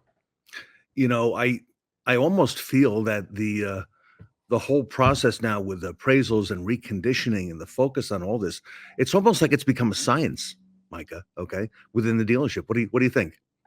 I think it's moving to it. We still have probably a little too much art in it, in an art versus science. A lot more science now, right? We have all the data to start indicating what should a vehicle statistically have from a damage perspective. What do we need to do about it? Do I need to repair dents? Do I not? Where we still have some science and probably need to tighten it up a little bit is, if you and I appraise a car, we're likely going to assess what is prior paint differently. It's 3 paint panels to reach CPO spec. I'm going to walk around and feel the edges to look for prior paint. Maybe you're looking at crumple zone lines. So there's still some art there that I think with some of the technology we'll see in the next couple of years, we'll start to bring more science to it. But I agree with you completely. Compared to 5 years ago, appraisal is much more of a science now than it ever has been before. And that time to front line, right? So important for dealers, as we've seen with used car values fluctuating.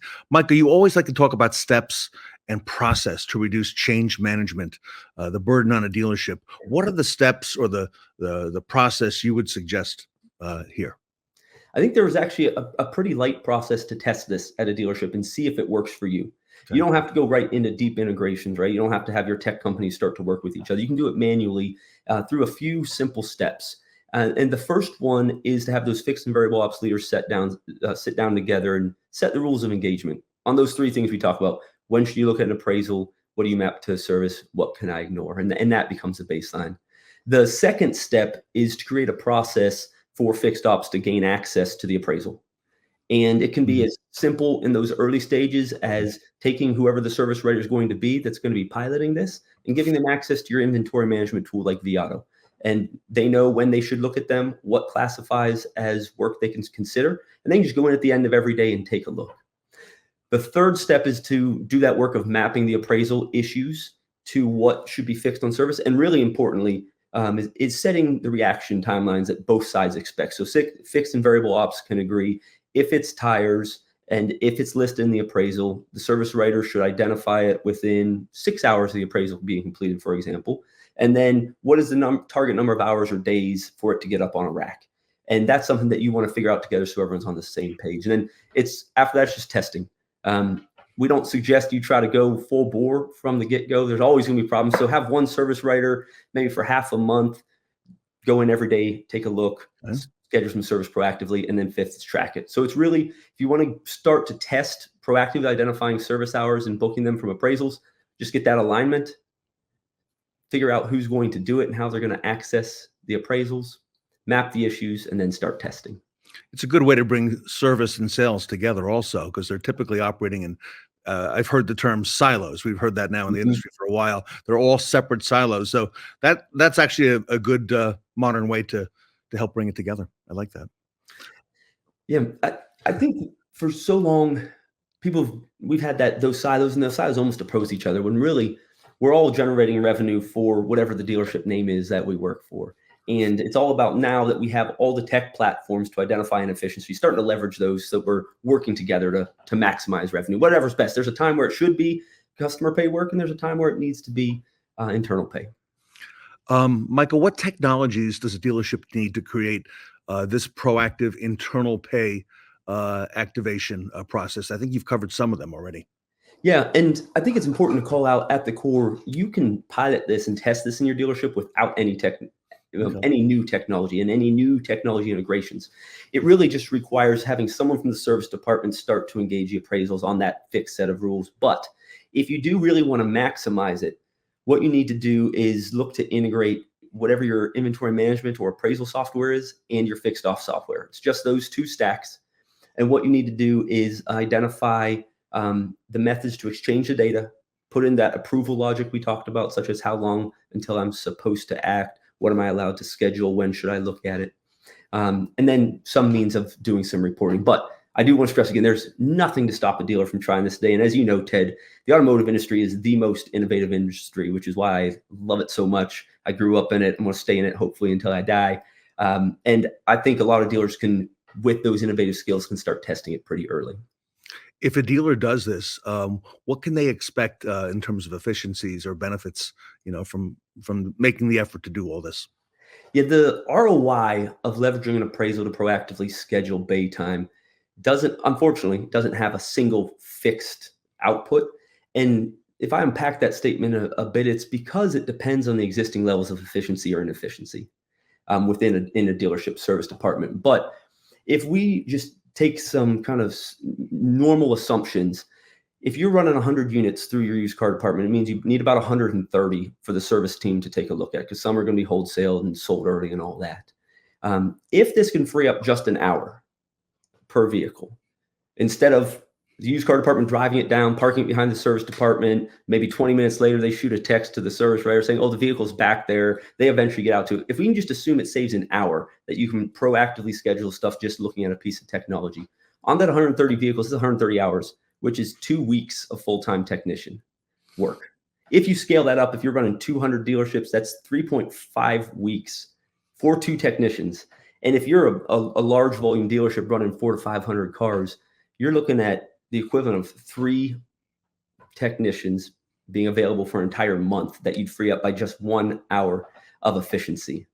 So when I like to look at it, as something that you need to test to figure out where you're going to end up. But in your mind, even if it's just 30 minutes of efficiency, I can get a week back of my tech's life if I'm a 100-unit dealership. And the math pretty quickly works out to something that's worth considering and having that discussion between your fixed and variable ops department if they think they can pull it off.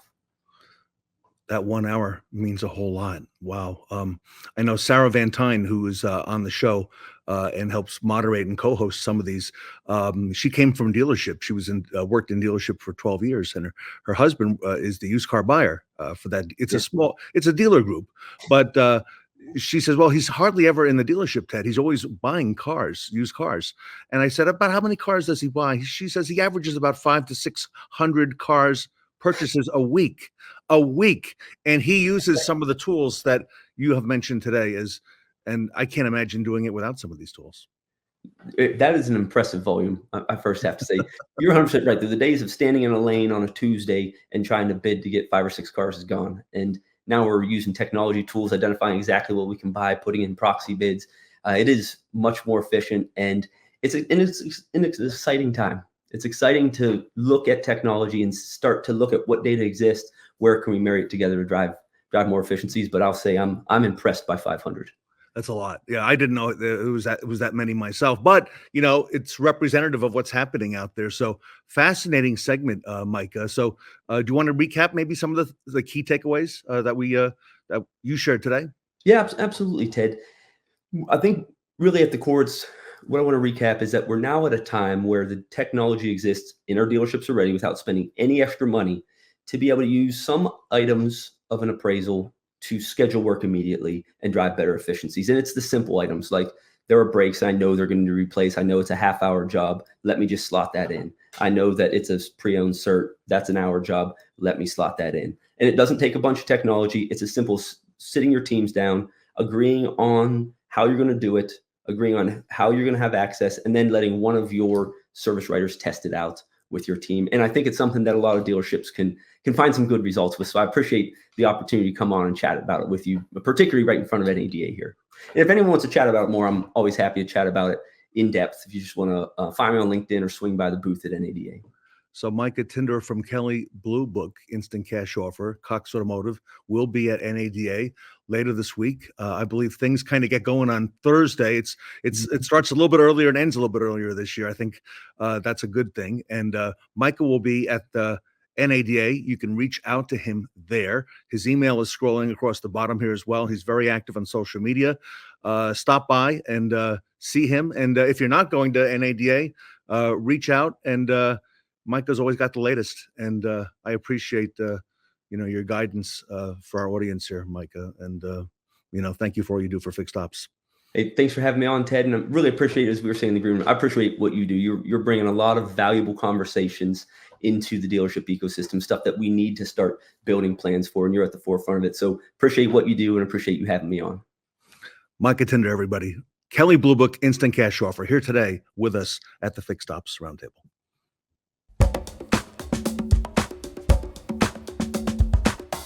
Your customers are taking better care of their cars and keeping them longer. This means your service lanes are bustling, but it also means less inventory is coming in on trade. Use this trend to your advantage and uncover acquisition opportunities with Service Drive Acquisition, a new solution from Kelley Blue Book Instant Cash Offer that comes at no additional cost. Service Drive Acquisition turns your service lanes into a sourcing channel so you can acquire vehicles at a lower cost to market directly from customers with whom you've already established a trusting relationship. Analyze service appointments to identify vehicles that will be profitable, and even increase your opportunities to sell another vehicle to your service customers. A trusted offer for their trade-in can make it that much easier for shoppers to purchase the car they want from you, continuing to build up a loyal customer base for your dealership. Plus, Service Drive Acquisition makes it easy to integrate Instant Cash Offer with your current solutions, including X-Time, VIN Solutions, and vAuto Profit Time GPS. They help you identify the right cars for your dealership's inventory strategy at the right price to drive even more profitability. See how you can send offer invites to customers before their appointment, create an offer on the spot in your service lanes, or even send them an offer after their appointment, all to help you win more quality cars directly from your customers. Contact your sales or performance manager or visit b2b.kbb.com/servicedrive today.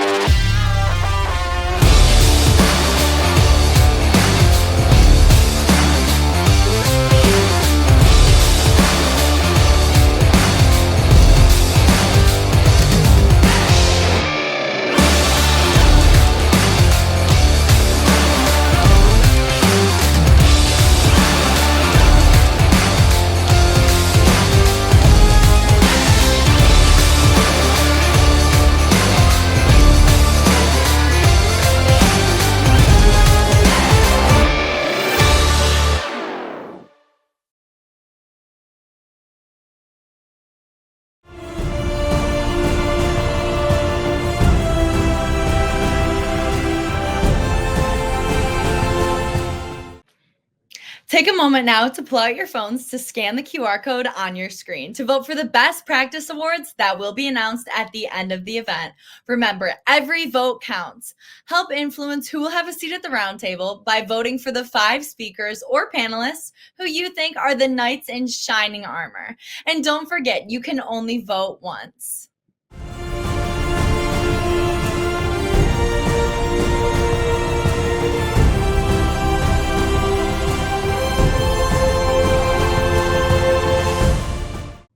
Attention, lords and ladies. The noble Zack Fox is here to share an update from BG Products.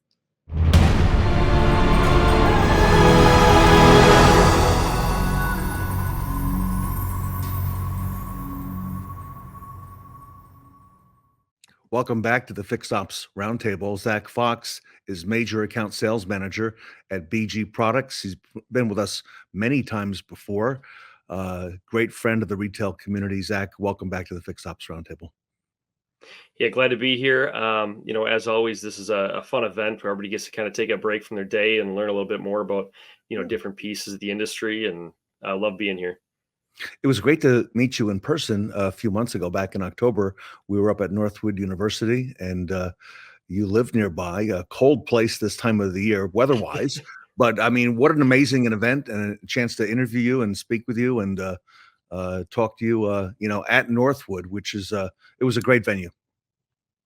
Yeah, it was very busy, lots going on there, and lots to see for sure. And it was really good to actually kind of do one of these that wasn't remote. I got to come back in and meet everybody, meet your entire staff. Everybody was excellent to work with. So it was a lot of fun to do it kind of a different way than usual.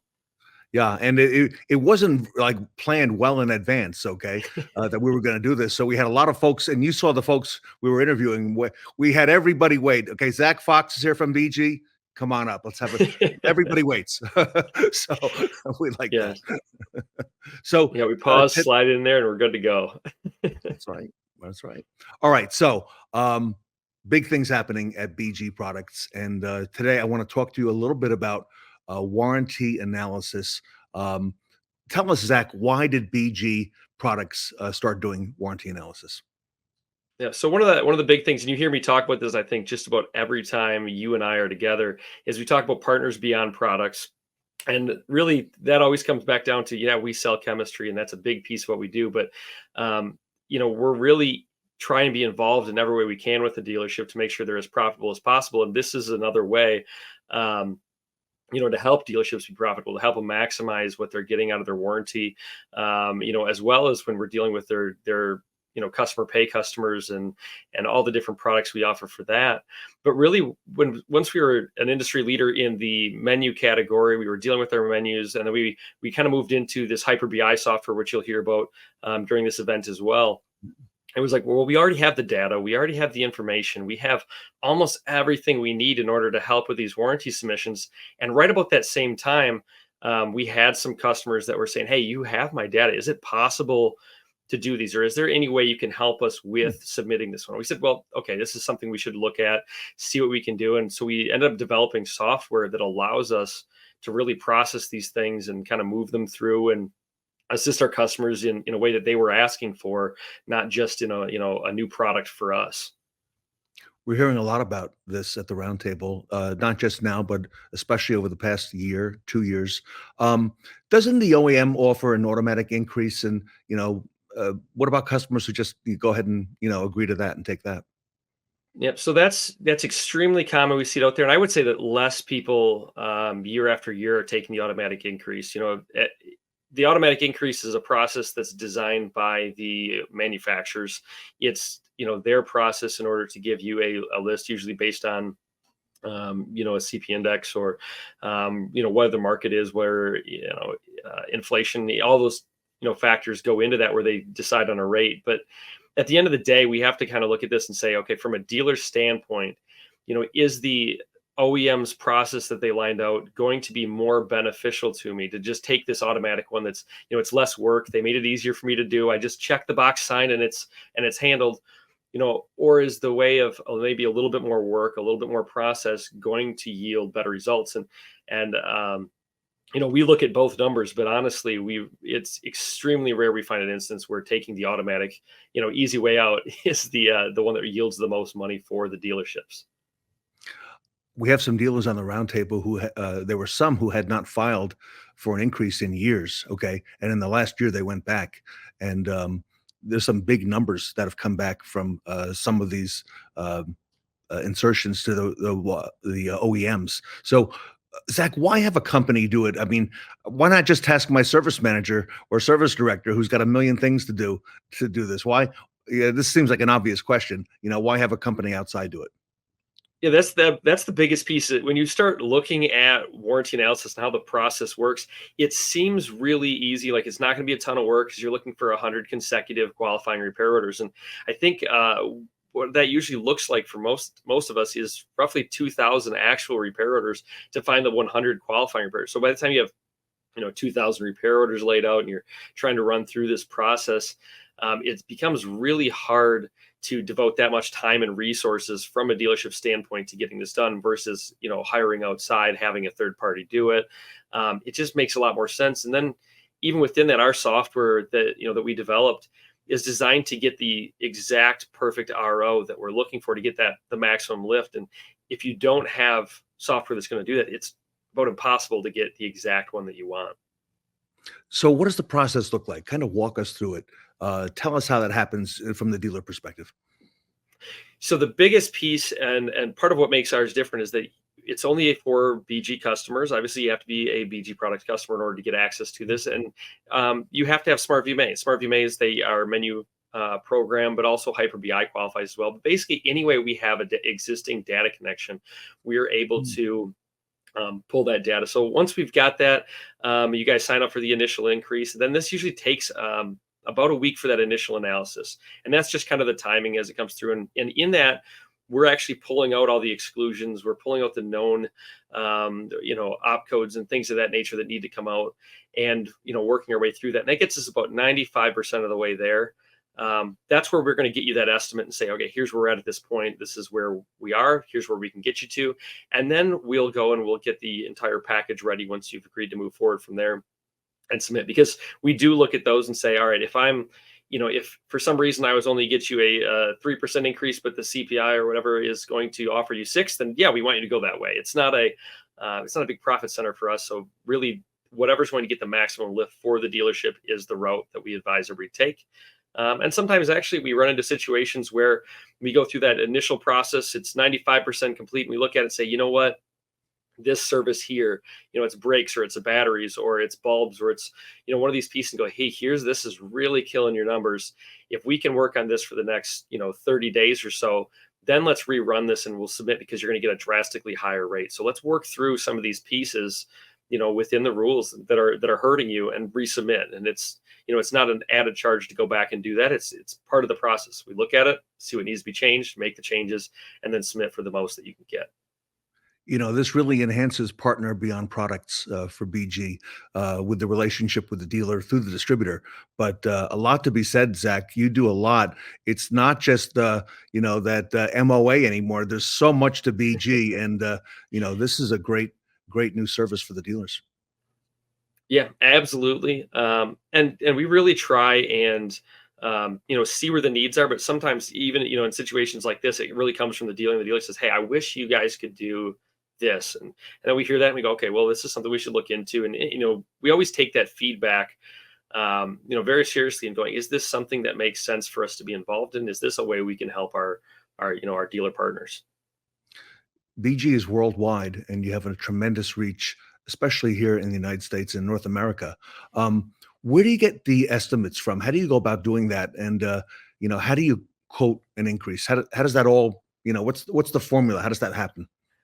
So that's actually one of the biggest pieces that makes what we do different from a lot of the other companies that are out there that are doing warranty analysis. And that a lot of times you're going to get an estimate from them. It'll say, hey, if you're at 120, we expect to be able to get to 140, and we're going to base this on other dealerships in your area or the door rate that changed this year, and we did your analysis last year. And so a lot of times they're basing this number on a situation that's not yours. It's based on the dealer down the street, or it's based on another Ford store, or based on something similar. And with us, since we already have access to that data, we can get through 95% of that submission right off of that. We can look at it and say, hey, if I tell you that it's going to be a $20 increase, we're going to be between $19 and $21. We're going to be extremely close to that. Oh, wow. We extremely rarely have a situation where we would ever promise them and say, hey, we're going to be about 20, and then we come in at 7 or anything like that. And that's because we're looking at the data ahead of time. We're looking at your data at your store, before we go, hey, this is where I can get you. Because, we want to make sure this is time well spent. We want to make sure it's money well spent, before we move forward with that. And I want to I hate telling people, oh, it's only going to be this much. And then, we miss by a long way. So we designed this process that when we tell you it's what we're going to get, we're going to be extremely close to that, and not using someone else's data to suggest where you'll be. There's other companies doing this type of thing, not exactly the way that BG is doing it now. What makes BG products different in their process than some of the others? So the biggest one, obviously, for the dealerships notice right away is there's a difference in the price we charge. Right, cost savings is huge. Obviously, any expenses got to be justified, and you're always looking at your return on investment. And really, if we pick the perfect RO start point, and they pick another company picks the perfect RO start point, the submission's the same, because at the end of the day, you can only get what you can get. But the difference being, what did you pay to get there, and what was the process like in order to get there? And so for us, this isn't a profit center. It's not something where we're making a ton of money off of warranty analysis. It's a service we're providing to our customers because we were able to provide it to our customers. So this not being, our primary income, as some other companies can be, we can charge drastically less for this, because it's not what we need to keep the light on in the factory moving. We make our money off the chemicals that are running through. But this is something we can do to kind of, assist our dealerships, help them be more profitable, and keep them with us moving forward. So Zach, first have to be a BG products dealer, carry BG products. You mentioned Smart VMA, okay. Also the new business intelligence suite, okay, the platform that we're hearing so much about this week as well. What about different states? Because I'm seeing that different states have different statutes and different laws, and what you can do in one state could be completely different in another state, even a neighboring state. And there's also been a lot of changes in some of the states in how they're looking at, how they're actually advocating for this. So can you take us through some of that as well? Yeah, absolutely. So obviously, a lot of this is done off of state law. So the state law has been passed. That was a big one, especially on the parts side. As soon as everybody started getting these laws on the parts rate increase, or the parts markup, that kind of opened the floodgates, right? All of a sudden, everybody was doing these. It's something everybody wanted to do, because we were going from that standard markup to full, exactly what you're charging your customers. We're going to full MSRP on a lot of these parts. We're getting, some stores are actually getting higher than that. So it really depends on the state's laws and what you're going to get. But also, there are times where we have to look at it and go, okay, is the state law going to benefit more on this side? Or is it something we have to look at the OEM's process for this? What do we need to do? And in any case where there's kind of some doubt on that, we'll run it both ways. We take a look, because we want the highest lift for our customers. But yeah, knowing each state is always the challenge, and things change. But really, the process is laid out pretty clear, with the few little gray areas of what one manufacturer considers to be maintenance, what one doesn't. But a lot of it's pretty well spelled out, and we're able to work through any of the states, get those submissions done, and then obviously work within the different OEMs and manufacturers. I think at this point we've done pretty much every OEM that's common in the United States and within every state. So we're pretty well spread out. We've done hundreds and hundreds of submissions at this point. It's very busy. We keep our guys busy. We're been hiring a lot more people just to keep up the demand, because as you know, if we got a product at a lower price, you're going to have a lot more people rushing in to get this done. Well, you've got the BG name behind it as well. Okay. So, 53 years plus of innovation, your first 53 years. And that says a lot that BG is behind it. Yeah, absolutely. And, we won't get into a space if we can't provide the best product possible. And that was kind of the beginning stages of this. We had to look at it and go, we want to make sure that our customers aren't sacrificing quality in order to do this with us. We want to make sure we're getting the best rate, that the process wasn't burdensome. And that's where we're at with this program. It's become very smooth for our dealers, for our distributors that are out there. And we've been able to keep that cost down just because this, like we said, this isn't a profit center for us. This is something we do to provide services, to our dealer partners. Everybody, it's the beginning of a new year. It's a great time to start looking at your warranty rates. Great time to partner with BG if you're not already.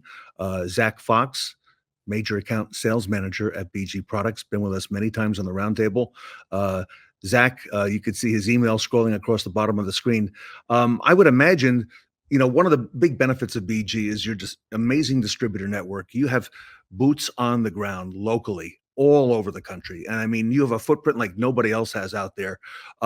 Is it best for the dealer to reach out through the distributor to come to you? What's the next step here? So the easiest way through is to just talk to your local rep. If you don't have a local rep because you're, with a competitor as far as chemicals go, you can always reach out directly to me with my email on the bottom, and I'll set you up with whoever your distributor is for that area. And I would say distributors lightly because I think people hear distributors sometimes and they think, okay, there's going to be a distributor that's a very small area, but in most cases these distributors they're very large. They have an area, so they really understand the entirety of that area. But we'll set you up with whoever your rep is, get that process rolling to keep it very seamless from that level. BG Products, everybody, your partner, Beyond Products, the best in the industry. Zack Fox with us today. Zack, I know BG will be at end of the week in Las Vegas at that big event going out there. You've always got a beautiful big booth out there. And I don't know if you'll be there, but I know our audience can meet with BG in person as well. Yep, absolutely. Actually, all three of us that are going to be on Fixed Ops Roundtable here are going to be in that booth. So you'll be able to visit any of us there. Of course, there's some others that'll be there as well. Always good to meet the rest of the team. But yeah, if there's anything, you have questions, just come find us. We'll be there. All right. So we've met Lauren Peterson. Of course, the big star, Rob Leary, is going to be there as well. And Zack Fox and the rest of the BG team. So looking forward to that, Zack. Thank you for all you do. And great news here from BG. So congratulations and much success to you. All right. Thanks, Ted. Everybody, Zack Fox from BG Products here with us today at the Fixed Ops Roundtable.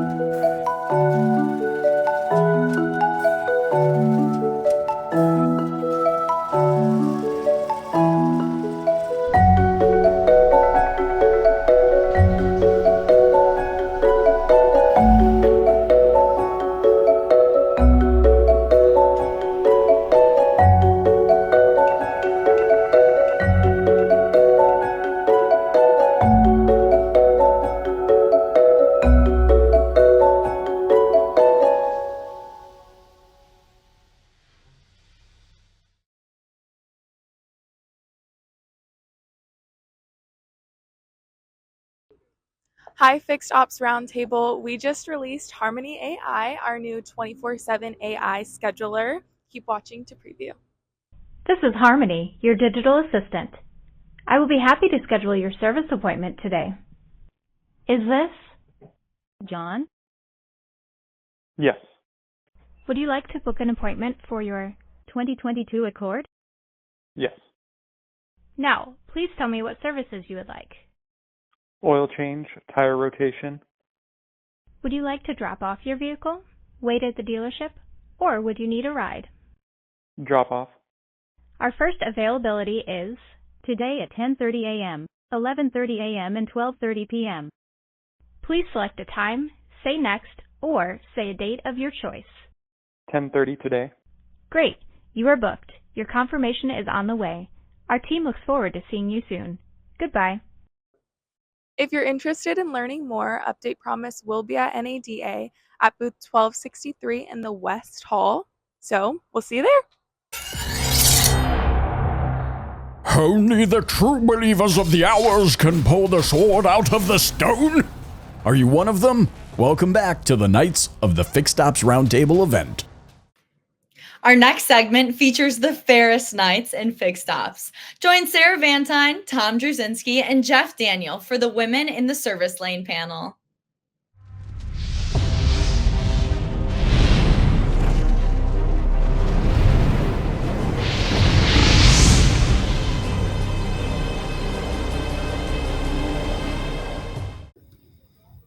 Welcome back to the Fixed Ops Roundtable. I'm Sarah Vantine here with the Women in the Service Lane panel. We have some amazing guests with us today. We have Tom Druzynski, Jeff Daniel, and Roger Conant. Gentlemen, welcome to the panel. Thank you. Tom, I want to start things off with you because this is such a cool story, and I would love to get your perspective in sharing it before we jump into more of the conversation with Jeff and Roger. So, Tom, with West Her, you have built an amazing way to empower people in your organization to be retained and grow in their careers. Could you share a little bit more about what's happening in your BDC department? Sure. So it's kind of the business itself is obviously a passion of mine. That's the entire reason that I'm here. And as we talk about ways to move our business forward, one of the things that's often lacking is true diversity, right? And that's of all ways, shapes, and kinds. So on the fixed ops side, we have very few areas where I can truly have an effect on the diversity of our positions. I don't always have a way to drive, people of different, ethnic backgrounds,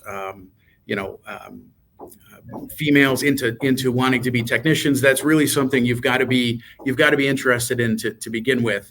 But as we looked, I really think that having a more diverse crew is something that you take this wider spectrum of experiences.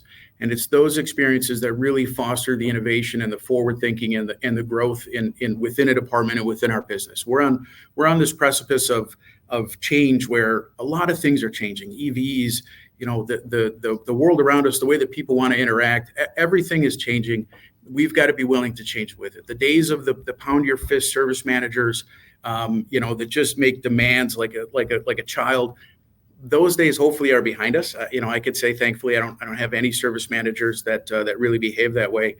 And now it's a lot more about people that have the ability to connect with other people, right? A higher emotional intelligence, the ability to shift the way that they think and the way that they communicate. Those are the people that are going to be truly successful. So along with that feeling of diversity, we need departments and we need spaces where people feel safe, they feel welcome, they feel like they want to be a part of it, or that we want them to be a part of it. And part of the way you do that is by having people around them that look like them, right? That are representation of their self. So again, looking at things like gender by role. One of the things that we determined is we've got a 40+ person BDC. So looking at gender by role, traditionally that BDC is 96 to 100% female, right? So thinking about it, we know that everybody in our BDC is great phone skills. They've got the ability to talk to customers. They deal with some very tough situations and have the ability to de-escalate. They know our appointment setting system, which is also our multi-point inspection system. They know our DMS. They know the service advisors, service managers. They know basics, have understandings of what certain services take. So it really seemed to be a natural place for us to start to build service advisors. So within our group, there's 155 service advisors. And those 155, they carry anywhere from 2 to 4 weeks of vacation time. Many are very long tenured. So I always have vacation time to cover. We've gotten into the habit of having more what we refer to as floating service advisors, people that can step in and fill those gaps. So this initiative really is a way to, it serves so many purposes. It helps us with filling those gaps. And we now are bringing people up from within our organization that have been dedicated employees. They've already proven themselves. We already know who they are as people. They're fantastic. Everybody in our BDC is absolutely fantastic, or else they wouldn't be here. So we've built this program that allows us to take people from our BDC and create over the course of a 6-month time period a classroom experience coupled with some shadowing, which then turns into a little bit more hands-on, and then it gets deeper and deeper as that time goes on until really at the end of that 6 month, we're having very capable service advisors coming out of that program. And my hope that long term is, as I continue to work on that side of diversity at our service desks, I find myself with more female service managers, in which case, we start to foster an environment where maybe, you've got some women in high schools and grade schools that have thought about becoming technicians, but see it as a male-dominated business and don't want to be a part of it. But seeing that, we have a little bit more of a diverse crew. We see a lot more of the equality across those roles. Maybe that's something where we now start to open up those doors for technicians, vision painters, all of those sort of things can potentially become dominoes down the road. Well, Tom, you touched on some points that, I've always been very passionate about in my career as well, which it's amazing. I think the biggest piece that I take away from your story and talking about the program that you've developed with your team at West Her, it's intentional. And so, Roger, that's been an area that you have championed tremendously in the automotive industry. Could you tell us a little bit, Roger, there's a lot of conversations that you've been a part of talking about fixed operations leadership and fixed ops managers, directors talking about, well, I'd like to have more diversity, or I'd like to have more women in my service lane, but I just don't really know. They're not really applying. How do I find these people? Could you talk a little bit about the intentionality of this? Yeah, thank you. And I'm really thrilled to be here because this is about the evolution that leads to a revolution. And it's not technology, folks. It actually is HR. I started this interest in 1999 when this is not a long story, but I need to set the stage with this.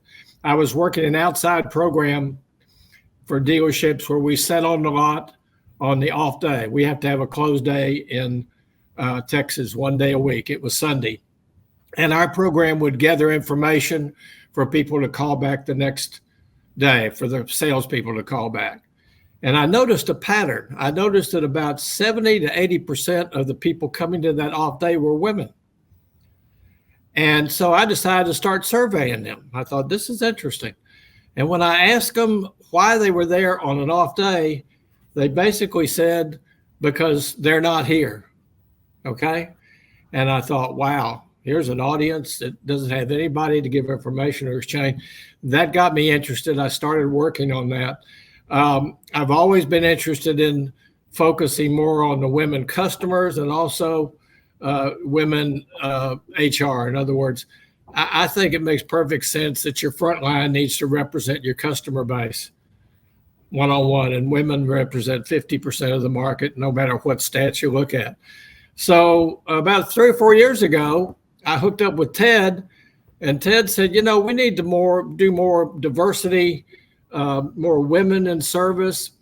Let's get that piece going. And so we got together, and I got people like Sarah and Liza, but we also decided we were going to identify people who were already doing this, who were already intentional about developing a front line that represented the customer base. And our very first award or recognition, we didn't give anything, we just recognized him, was for Jeff Daniel, because he'd already done this. I didn't know how he'd done it. All I knew is when I went to his personnel part of his website, he had like a 50-50 split with women's service advisors and men's service. He'd done it. And so we did that for a while. We thought that would maybe encourage the marketplace to do some things on their own. Then about a year and a half ago, I get a call from Tom out of the blue. And he said, I'm going to start a program that really is dedicated to this intentionally. And he described what he described earlier in this. And I want to hear more details about that. But, this is something that's going to diffuse the excuse that most decision makers in fixed operations, and quite frankly, anywhere in the store, that I just can't find the women out there to balance my front line. And our contention now, and especially after Tom has developed this program, is they're right in front of you. Okay, they're right there. Just go to a couple of different places in your dealership. They're right there. They're in the back. They're in the BDC. They're all over the place. So that's kind of my story quickly, but I can't wait to hear how Jeff did this without a formal program. And then I'd love to hear how Tom has formalized this.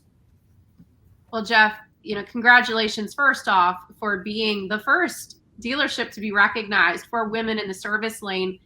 And, I want to ask this question because it's something that I think a lot of service directors are probably thinking, as Roger mentioned, with the intentionality of finding personnel. So did you have in your organization more people coming from outside of automotive that you found in other sectors like hospitality or food and bev? Or were you finding people that were already in the dealership in some other capacity and growing those individuals into a service advisor? You have to be proactive in every aspect of it. I mean, I've got an advisor that's out of our BDC that started as a receptionist. I've got two people that are advisors that started in the restaurant industry as hostesses. I've got a manager now that started off writing express service, was an advisor, was my assistant, is now a manager in this building. 15 years ago, somebody interviewed and we had our powwow, different dealership group. And I was told, well, this business isn't for everybody. And I sat back and we were already having issues getting personnel.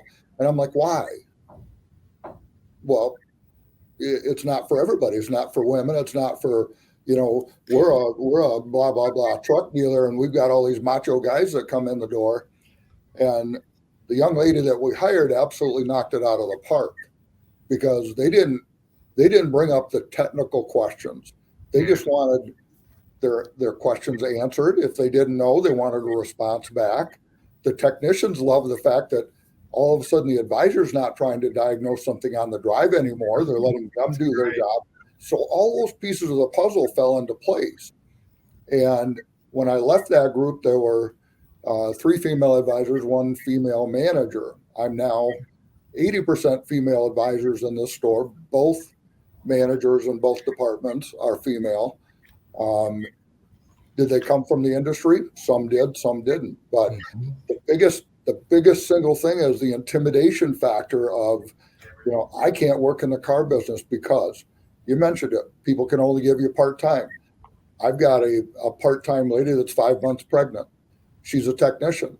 She left her job because the dealership group she was at had 2 other male technicians hired at the same time. And they were being sent to school before she was. She's already got some ASE certifications, already wanted to move up the chain. They walked right around her and she left. She actually bought a car from us first and saw our environment and said, if you guys are looking for help, and the day we interviewed her, she said, I just found out yesterday I'm pregnant. And I said, well, do you want to start in 2 weeks and we'll start you off. You tell us what you can work and we'll create that job for you. She's given us 3 days a week. If she's having any issues or needs time off, absolutely. A year from now, if she decides she's going to be a stay-at-home mom still, I'm fine with that. We gave her an opportunity that her previous dealership just said, no, these guys are more important. Both of those guys are no longer with that dealership group. They've moved on to greener grass, which is a lot of times what happens. But people don't understand presenting this. I'm local board, our local school board. I go into these meetings and there's 20 technicians and there's maybe once in a while there's a female. I have 4 female techs. I have an ASE master tech. I have express techs that have moved up into other brands because we brought them in and said, okay, we'd like to see you working in this brand. I really like that one over there. And then you make sure that you train them accordingly and you give them the opportunity. You don't just hand them a desk and a phone and say, good luck, because that's, what do you call that? The Titanic? You know, you point their desk and then say, okay, you're going to work in our BDC if you're an advisor for 2 weeks. Well, I already know how to answer the phone. Not the way we do. Yeah. Not the way we make appointments. Maybe you're going to bring something to the table that we're not doing. So a little training program. Then, you know, we just changed our DMS 2 weeks ago. And you talk about nightmare. I've been through it once. Most of the advisors have never been through it. Nobody's lost any fingers over it. Nobody's lost any hair. We had an adult beverage to make things calm, but it's a different environment because they bring more people into our business because they enjoy the atmosphere. And the culture is such that none of them are leaving anytime soon. My youngest has been here 2 years. And that's the average industry right now, is everybody leaves in 2 years as an advisor. It's a tough job. You know, Sarah, you're hearing from Jeff the definition of intentionality. I tried to look up intentional, and there's all kinds of synonyms and anonyms and every kind of memes. Jeff just described intentionality, intentional. He just described it. Right. Yeah, Jeff, hire the personality and train the job. I love that you wove in, Jeff, the pieces about the person in that story, because when you think about everything that you described in it, you are spot on. There's so many opportunities where people look at an individual's situation, like a pregnancy, and they say, well, how is this going to impact my business? Oh, they can only work part-time. Well, that's not enough of a time commitment for this role or for our store. And so I think it's really telling that you have that employee retention. You have these individuals that are promoting your organization and are solid net promoters. It's fascinating because when you look at the NADA workforce study and you look at those pieces of data, the people and the organizations that embrace that kind of culture mentality where it's let's serve our people will serve our customers, that's where the secret sauce is. And so it's amazing to hear those stories, Jeff. Tom, I want to go back to you for a second because in just summarizing some of these stories, one of the pieces I think in speaking about the people that we're looking for, or the women that we're hiring and that we're bringing into these organizations, there's a lot of different backgrounds that Jeff mentioned where a lot of these employees are coming from. Some have been with the organization, some haven't. But if you had to describe, Tom, what are the qualities? What are the pieces that make these individuals magical to the organization, where they will stay for a long time, where they're empowered? What kind of person are you looking for when you're filling that role? Well, I think that's kind of the beautiful thing about our business. So for us, the short answer to that is we want people that are that align with our core values. We've got 7 core values, and we keep them on laminated cards at every service manager's desk, and we talk about them constantly. Everybody understands our values, and we look for people specifically, and we interview around those values. Like Jeff said, you hire for attitude, you hire the person and train the skills. And that is the most beautiful thing about our business.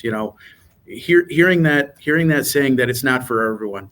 The only reason that it's not for everyone is because it is tough, and there are certain people that just can't take it. And that's all shapes and kinds that just can't take the stress and the things that come along with this business. However, this business, the automotive business in general, I look at it like the Wild West, right? So I have a quarter of a semester of community college under my belt. And when I came into this business, into service, I knew nothing about cars. I had a 1989 Ford Probe that I would drive 20,000 miles. The engine would get noisy. I would put oil in it. The engine would quiet down, and I would keep driving it. I didn't know nothing. I knew nothing about how to take care of a car. I knew nothing about the internals.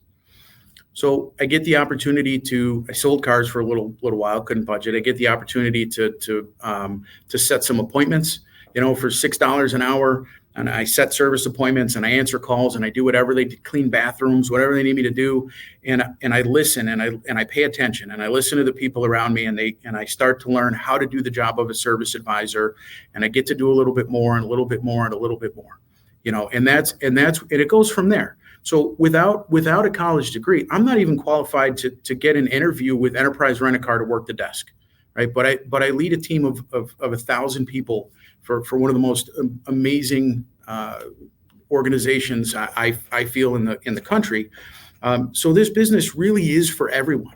This business is for everyone. It's all you got to just be the right person, and the opportunities in the car business are absolutely unlimited. Roger, I get super excited about those things because it really is like the Wild West. You can write your own story in this business. Easy entry. Yeah. Well, and it's amazing, Tom, that you touched on those pieces, because I think all of us on this panel got probably into automotive in very different fashions, and how we originally intended to live our lives and go about, our what do you want to be when you grow up question. I know mine was very different than when I first got into the industry, but now I wouldn't have it any other way. Right. And Roger, I want to circle back for a second, because with what Tom was talking about, and the culture and the employees, and basically that the automotive industry is for everyone. Women in the service lane, this is a program that's recognizing these dealerships for their approaches and helping to shine a light on the stores that are doing an incredible job in achieving diversity and bringing more voices to the table. Could you tell us a little bit more about what are the qualifications that you're looking for to be identified as a person or a dealership that champions women in the service lane? Well, I'm gonna be totally opposite of what you're hearing right now in the industry, and that is, we've got to talk about this. The talking is the first stage of really doing something about this, and I say action is the first step about doing something. It's numbers, it's ratios. I mean, that's the way Tom got his program going, where he said, I need certain ratios to begin with. And I have to tell you, when you're looking at the average of 20%, 2 out of 10 is still the average. We're stuck on those numbers. We've been stuck for years with the 20% glass ceiling, so to speak, of women in frontline positions in the dealership. So it's so refreshing. This is not something that you can actually put a pencil to and say it's caused this much bottom line profit. It did this. It retained this many. I suspect, though, with Tom's program, we're going to be able to start to quantify some things. And that's what Ted and I wanted to do with women in the service lane. We wanted to actually get to where we proved to the skeptics, and there are many of them, that this is not about just doing the right thing. Okay? This is not about being nice. It's not about being diverse. It's not about satisfying societal type yearning. This is about the bottom line. Because, and I'll let either Jeff and Tom say, the women can sell the pants off of some product they need to and fixed off. This is about bottom line profit. It's not just about doing the nice thing. So, Tom gets wound up on some things. I get wound up on this too. This is bottom line stuff. And the people who recognize that, I think, are going to be ahead of the game with the bottom line as well. But I just wanted them to comment too a little bit. We're not just about being nice and looking diverse and all that. We're still about making money, bringing customers back, and women have a skill set that will not be less than what's needed in that position. Well, thank you, Roger. And Jeff, so just to touch on some of those pieces for a second, you shared a lot of stories of success, prior to women in the service lane, and then how the business has grown since. So training, you mentioned, is an important component that's woven through all of it, and being intentional with that training. Could you tell us a little bit more about the components today of a customer's experience are rapidly changing. We've seen all these things happening with Amazon. We've seen all these things happening with mobile service and going to someone's home or over air updates and things like that.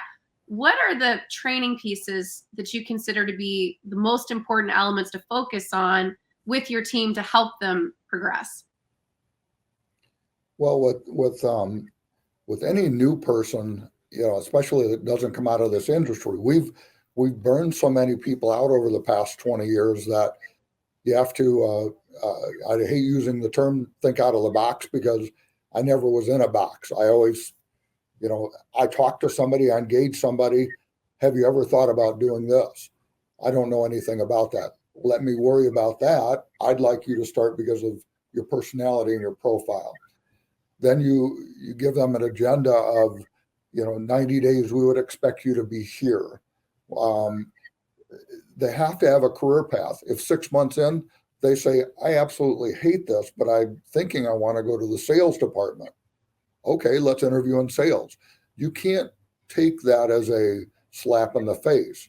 You've potentially created the next salesperson that is in your sales department that's now hitting it out of the park because they found something else. So your training, all of those aspects have to be catered to that individual person and not cut in stone. The old days, you did it this way, and that's how we always did it, and that's all there is to it. Again, my young lady that came out of the BDC was going to college, getting a degree in a totally different field. She worked there for 6 weeks and hated it and said, if you've got an opening in your shop, she came back part-time. A month later, she was full-time. She's loving it. She's done outstanding with CSI. Again, doesn't know anything. She was in healthcare industry of some type, but personable, very easy going, and easy to teach. And I take that as a win. When somebody that doesn't know anything about this business comes in and succeeds, they're going to be your next best salesperson to fill the next position. It's not about me. It's not about the facility. I'm just presenting those things. They're the tools that make our industry grow. And if you take care of those tools and keep them cleaned and polished and trained and take care of them financially and take care of them mentally and physically and whatever you have to do to make sure their life is great, they're going to make sure your life is great. And we make it a lot harder than what it is. I'm still baffled that 20% is the magic number. And 8 years ago, when I first started with this group, it was 100% male in the drive, 2 technicians that were advisors that were popping the hoods on car. Oh, I think you need a blah, blah, blah, blah, blah. Oh, I'm not charging them diag because I already diagnosed it needs an alternator. And I'm like, why would you do that? So we stop those things, and it's the nature of our business is not to, we're not receptive enough to change, even though Amazon, even though COVID, they had to, why did people do that? Because of convenience. If they pull in the door and all they see are 10 guys standing around and it's 3 women in a car that have a check engine light, they don't want to get out of their car. They're going to sit there like this and go, oh my God, versus somebody that walks up and greets them and opens the door and how are you today, ma'am? Let me help you. And that can be male or female, but that's the culture that you have to install from day one. And then they pass that on, say, that's a great place. I don't need any technicians right now. I will when we expand, but I'm one of the rare people probably that can say, I'm full. I kind of have a waiting list of people that would like to work here. And I know out of 16,000 dealerships, there's not a lot that can do that. And that's because you do the right things and you treat your people right. Well, in our last few moments with the panel, thank you all for being part of this today. I want to close with one final question that I want to ask each of you, and just kind of get, lightning round, 1 minute response from each of you about this point. A lot of dealerships that are watching this today, they're looking at 2024 and they're going, okay, so what are some ideas? How do I get started? What is something I can implement today in my shop or in my BDC? Tom, I'd like to start with you. If you could give one tip to a dealer watching today to get started, what would be your takeaway? I would say look at your hiring practices and specifically the way that you advertise for job openings. If you're not in a large enough group, we're thankful to have a director of DEI. She's one of the most amazing women I've ever met.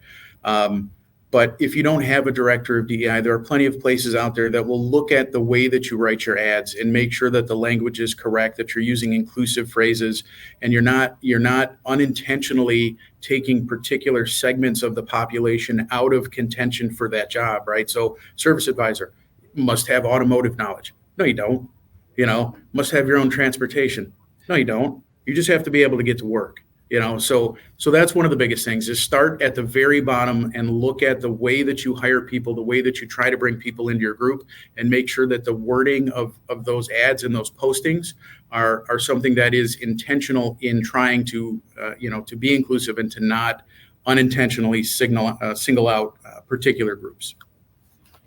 Roger, what would be your takeaway for 2024 for dealers to get started today? Well, I'm going to head right at it. All right. It's, do I have a willingness to change my thinking? All right. Because most of the decision makers right now that do not have diversity on their front line have pretty well justified in their mind that they're doing the best they can do. And that they really, it's really not something that really needed. So my whole thing is, are you willing to change your mind to accept the fact that a diverse front line is not only going to be more profitable, but it's going to retain more customers? And I think it all comes down to being willing to be honest with yourself. Jeff, in closing for 2024, what would be a takeaway that you would give dealers today to implement? Well, Roger hit on a key word, retention. And retention for consumers starts with retention of employees. And until you have a system in place, and Tom's on the right path with designing something that you can, here's the guidebook, guys. This is how to do this. This is a lot of research, a lot of time on how to hire people, how to retain those people. And guess what? If you do that, you don't have to have that technician on the drive diagnosing cars, because Andrea is going to be there greeting them, and Andrea was there 5 years ago, and she knows that the process is to let the technicians do their job, and the customers come to expect that. 20 years ago, 50 years ago, owner's manual said, they told you how to adjust the valves in your car. Today, it tells you not to drink battery acid. So, our clientele has changed. The days of somebody repairing them on the drive are gone. Be creative. Worry about retention of your staff first. They'll fix your customer retention. Well, on behalf of Ted Ings and the Fixed Ops Roundtable, I want to thank each of you for being here today. Thank you all for tuning in to this amazing panel, Women on the Service Lane. We have Tom Druzynski, Jeff Daniel, and Roger Conant as part of this wonderful panel. Gentlemen, thank you all for being here today.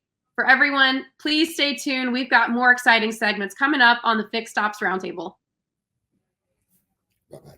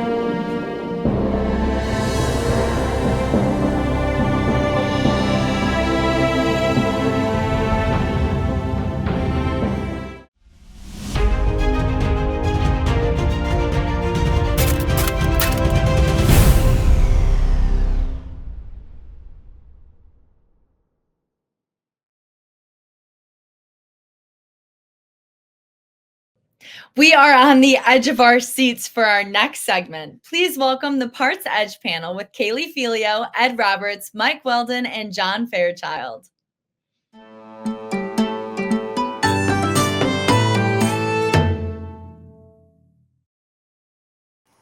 Welcome back to the Fixed Ops Roundtable. This is the PartsEdge panel with a team of leaders, including Kaylee Felio, the sales and marketing manager of PartsEdge, NADA speaker later this week. Kaylee, congratulations and welcome back to the Roundtable.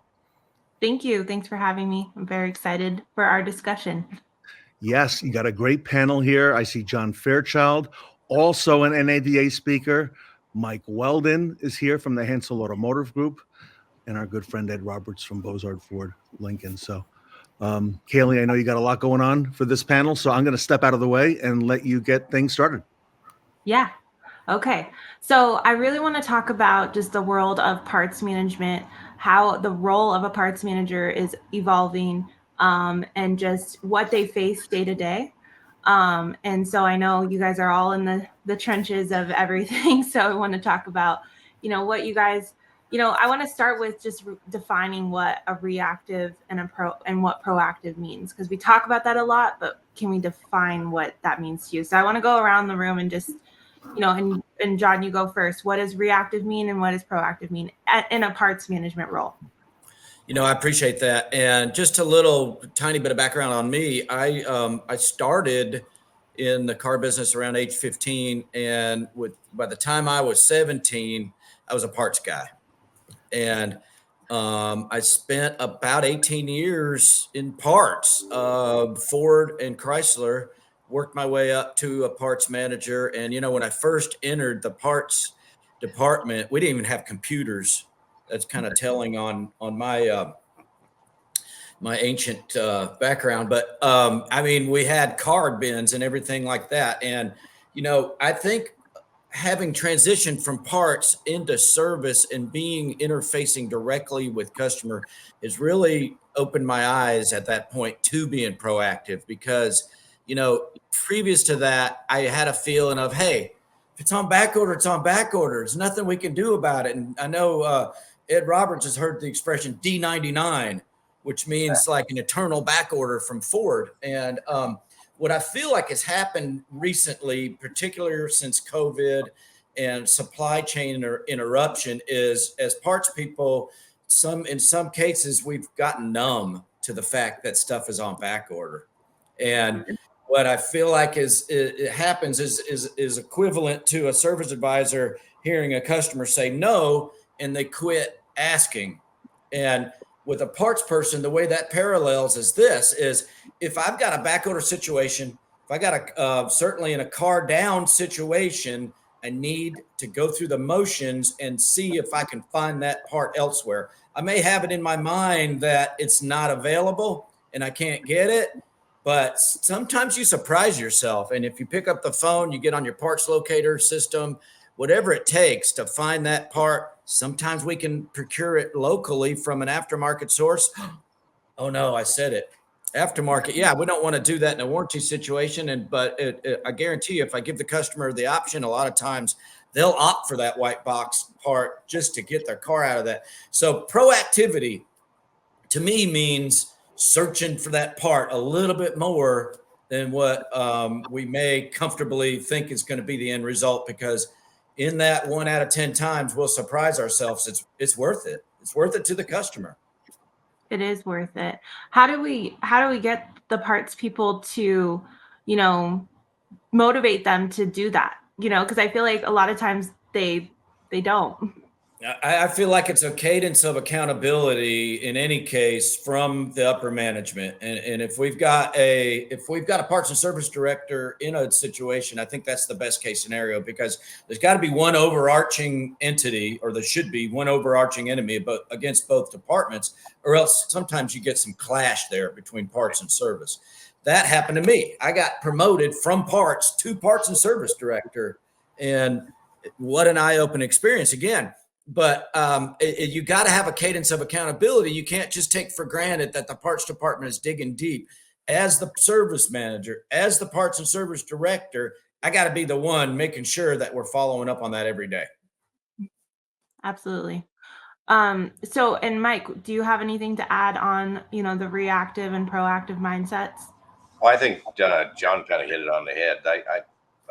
I'll tell you, I looked at it differently a bit. I finally decided that I had to get into the trenches and get everybody in there with me, and then dissolve parts and service, period.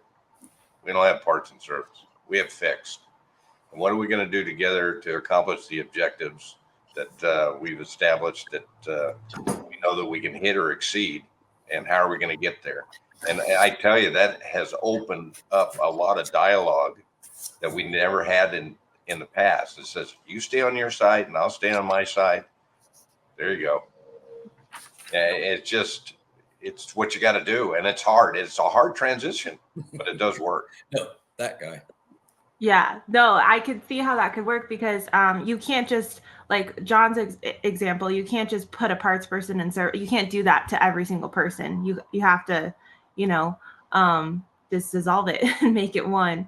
Ed, do you have anything to add before we move on to my next question? Well, it's got to touch on a few things, but I'll add a couple. There is things that, ultimately we react to a lot of things in life, but if we create a plan, things go so much smoother. And one of the things that I tell people, in the absence of a process, reaction takes place, and we react a lot. But look at the season we're in. The temperature outside, it's cold, it's winter. And what happens in the wintertime? You have more batteries fail. If you didn't increase your battery inventory, you're not planning. It's so, and when a new recall comes out, or you see they're becoming a trend with a certain issue, that's when it's time to start ramping those things up. So it's paying attention to the details and reacting accordingly. But that's still reacting, because that's reacting accordingly. But it's paying attention, and the paying attention is the proactive piece.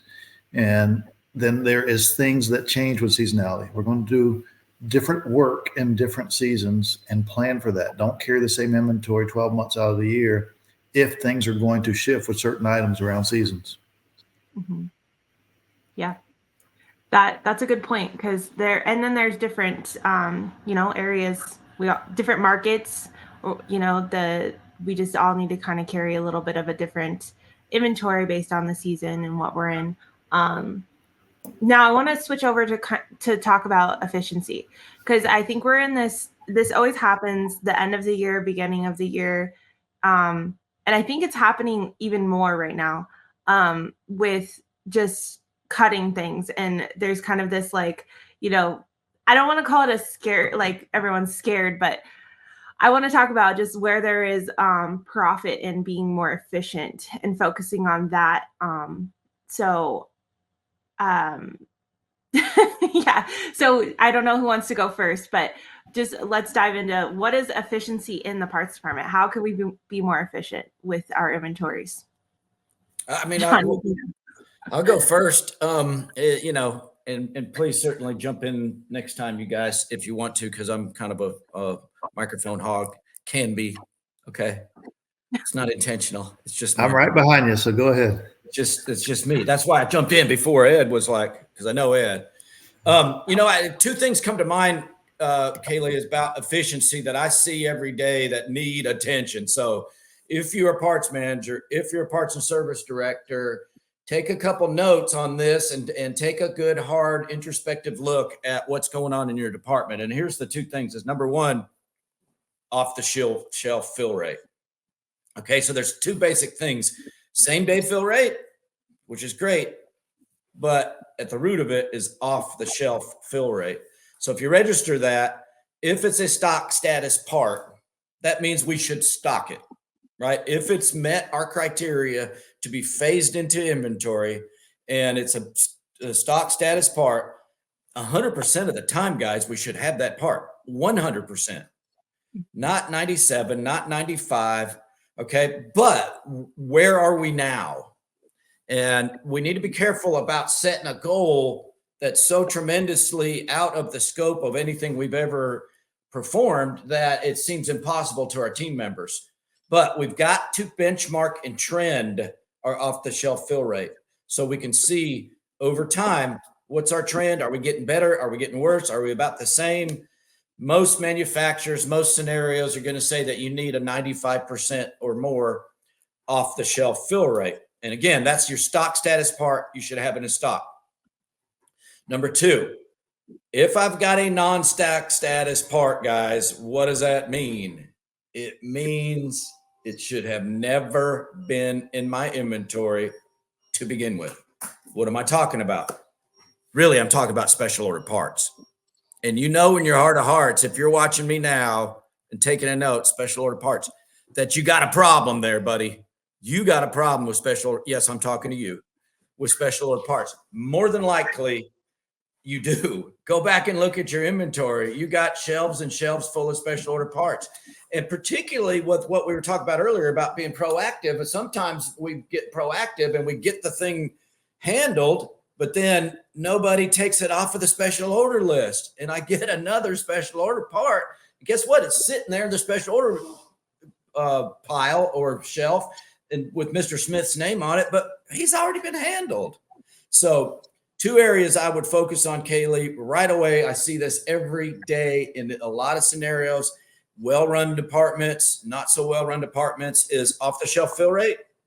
And what's my age and what's my latency on special order parts? And again, if it's a non-stock status part, it's dead after 30 days. It should have never been there to begin with. So that's obsolete. That's obsolescence in your inventory. So there's my rant. Well, and that, contributes to being more efficient, right? Looking at all of those areas to be proactive and more efficient with the way that we're stocking parts. I think special orders is probably the toughest thing for parts managers to control, because you kind of have to have a little bit of them, like a little bit. I don't know. You can't just not have special orders, but no. And certainly if it's a warranty thing, you got to, you're obligated to do that. Obviously we want to get customers to pay upfront for retail, but I still see a lot of departments that don't execute that. They say that, but they'll go ahead and order for their buddy, their friend, the boss's buddy. The boss, knows the boss is one of those categories that gets over. Oh, I better order this because they know the boss. And if I don't, I'm in trouble. They know Ed Roberts, which everybody does, guys. You still got to go through the process. So I see people breaking their own process about special orders all day, every day. That makes sense. Yeah. Have a process for special orders. I feel like Right, Ed wants to add something. Yes, I'll chime in there, and you guys touched on it or highlighted it more when you chimed in there, Kaylee. It's process for SOP. We know there was demand there. We didn't keep that demand alive, and now it becomes obsolescence. But also, I want to talk about two other things. Lean is clean, and we have to operate our parts department lean because we need to make sure our dollars are invested in the right inventory, not inventory that we're emotionally connected to. And let's go back to the saying that the numbers don't lie, people do. And what I mean by that is I'm not saying that we're lying to each other, we're lying to ourselves. Every time we change or override the phase in and phase out because the computer sees the demand, then we're lying to ourselves that we think we know our inventory better. We're hanging on to something because we know that we can sell it, and we probably can. But it might be 18 months from now. If you reinvested that same $1,800 into something else, how much growth can you make of that same $1,800 over those 18 months? So do not fool yourselves. Use the data. Go ahead. Sorry. I just want to lose my thought. Use the data to help you. Go ahead. Yeah, no, it did help me because I feel like what we run into is parts managers don't trust the system, the DMS. And how do we get them to trust the system? How do we know what's the right phase-in criteria for certain types of parts? Because I think what's happening is they get grouped into too little of sources. That's really the core of how you can control and be more efficient with what you're stocking, because a phase-in criteria for one part isn't going to work for the next part. So I think I answered my own question, but I want to sense what you guys are feeling too. I think another thing you've got to look at that we didn't mention here is lost sales. Oh yes. You've got to look at that first before you start stocking it on the shelf. We can sell the part tomorrow, but I can't sell labor that I lost today, tomorrow. And if you educate everybody to where they're working collectively together, you take everything that's been said here. Don't rely on the system. You have to double check the system. You have to educate your staff to understand the system. And then to Ed's point, you do run lean, but if you run lean and efficient, you're going to accomplish both objectives. The way I look at it, I'm going to sell the hours and I'm going to sell parts, because labor sells the parts. And it's just true. And you can look at it the same way with your wholesale customers, because it's the same thing. They're trying to sell hours and they need parts. So if you collectively set your system up to where you're not reactionary, and that's where you get your reputation. Hey, I can call the guy down the street. I know he's got it. He's always got it. And you get that reputation, and you're not going to have obsolescence. Now, and I don't fall in love with parts. Exactly. But how do you, so let's say like we're talking to parts managers and they feel like they have a really good inventory and they're doing really good, but some of these things are happening. How do we, I don't know what the right word is, like, how do we get them to see that there might be a way to be more efficient, even though you might be producing a really good inventory or might be able to service your customers? If you're running into these things, how can you be more efficient, I guess is my question, I think. I think, in the parts department particularly, I see it more and more in service and well-run departments. It's really about constant communication. I go back to accountability and my favorite expression, a cadence of accountability or a rhythm of accountability. And if we're not having regular huddle meetings with our parts people and going over these things, and, one of my favorite techniques to have a huddle with our team members is to use something I call a compliment sandwich. And basically what that does with your team members is it can't be all doom and gloom. You can't just beat them over the head. Okay. It used to be the favored management technique when I was a kid and when I was coming up, you can't just be a straight up drill sergeant. People want to know what they're doing right. Want to encourage them. And then I want to give them some news that may be painful to hear, but necessary. And then I want to go back with something positive so that I can uplift everybody. But really, it's about a cadence and a rhythm of accountability. And if, as parts managers, if you're not identifying what your key performance indicators are and trending those key performance indicators on a scoreboard, and then using that scoreboard to facilitate a huddle in which we have that ongoing accountability, because we all know that execution is the key. If we all know what to do, then why aren't we doing it? But motivation really is one thing that's kind of a tricky thing. I personally don't believe that you can really motivate people per se, but what we got to do is not demotivate them. So put obstacles and barriers in their way that can't allow them to accomplish what we want them to accomplish. But to answer your question, really, it's all about having, I feel like one of the biggest elements is having a cadence of accountability through group communication and regular meetings. I'm not talking about a meeting that goes on and on and on forever, but that has the main points that you need to talk about, and getting the feedback and getting the action of what your team members are going to do, rather than putting the words in their mouth, asking questions and letting them tell you what they need or what their action plans are, and then coaching them from that point forward. Sorry, I had to mute. No, that's spot on. Ed, did you want to add something? I do. Okay. Parts departments are, and it doesn't matter who's in there, most of them are so resistant to change. They feel like we've always done it this way. I don't need to change. Well, let's look at it. Let's turn that. John's talking about cadence of accountability. Let's turn that back around on us a bit. Let's turn that back around on fixed ops directors, service directors, general managers, whatever it may be. We're expecting inventory managers, and that's what these guys are, to be sales reps and to be sales managers. And they're not. We have to guide them down those paths. Apple didn't make all the changes they needed to make by hanging on to the Macintosh or the iPod or They had to continuously reinvent themselves, and they didn't do it with the same person. If you go, there's two Steves. But one Steve brought it to life. The other Steve brought the idea. Steve Wozniak, Steve Jobs. But look at the ones that don't reinvent themselves. When's the last time anybody on this call has been to Circuit City or Blockbuster? And then look at the ones that's been resistant to change, and they still have a little bit of a lifeline, but they're not doing anything. When did you ever buy something from JCPenney's online? We didn't, and now they're circling the drain. Kmart, Macy's. They resisted the change, and sometimes they're not going to see that light themselves.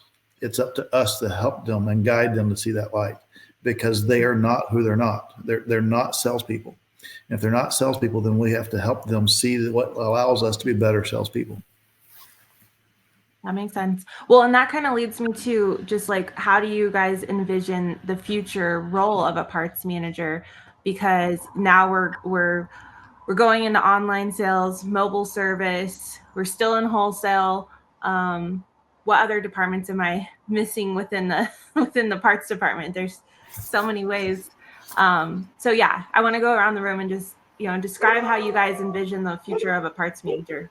Well, that I'm going to say that turns back around to what you're doing there, Kaylee, because parts department's been the least ones that use the technology the least, and what they did use of the technology, they overrode it. And anytime that we can bring resources to them to help them and understand the value of it, it makes their job easier. And once we make their job easier and show them that we're not trying to wean their job out or replace them, then it's the use of technology. And when they start embracing technology, once you embrace it, you move forward with it. And if we move forward with technology, the tools are there. We're just not using them effectively. And I think the next step that you have to take is you have to get them out of their environment into the real world, so that they understand the benefit of cohabitating with others. Because to Ed's point, they do like solitude, and leave me alone. I'll do my job. And I will tell you, it's been kind of fun transitioning the way that they think and say, wow, if I'm part of this, I've got to get involved in this. And then they start offering up ideas that helps everybody grow. It's just a mindset. John said you got to encourage them. You got to explain to them about the roadblocks that they have and how to overcome them. And I think goes back to one thing that we talk about even with our customers: communication.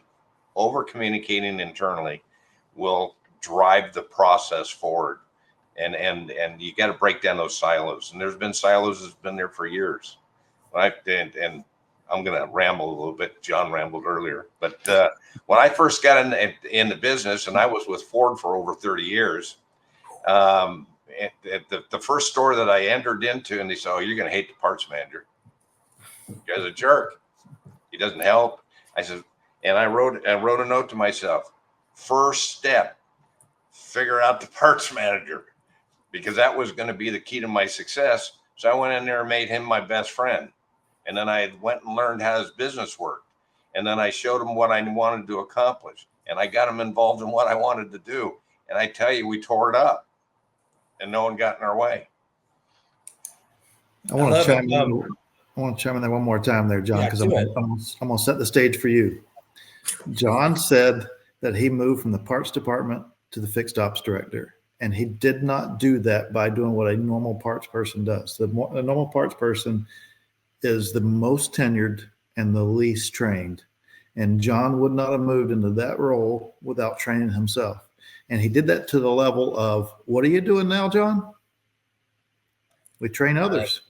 I train others. I'm a consultant, coach, and trainer the last 15 years.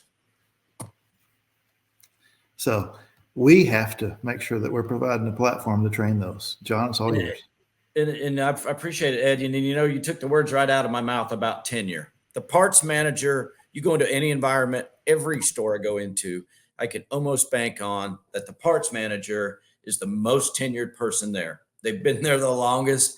They've been through 4 owners and 17 general managers and 13 service managers. They've seen it all. Okay.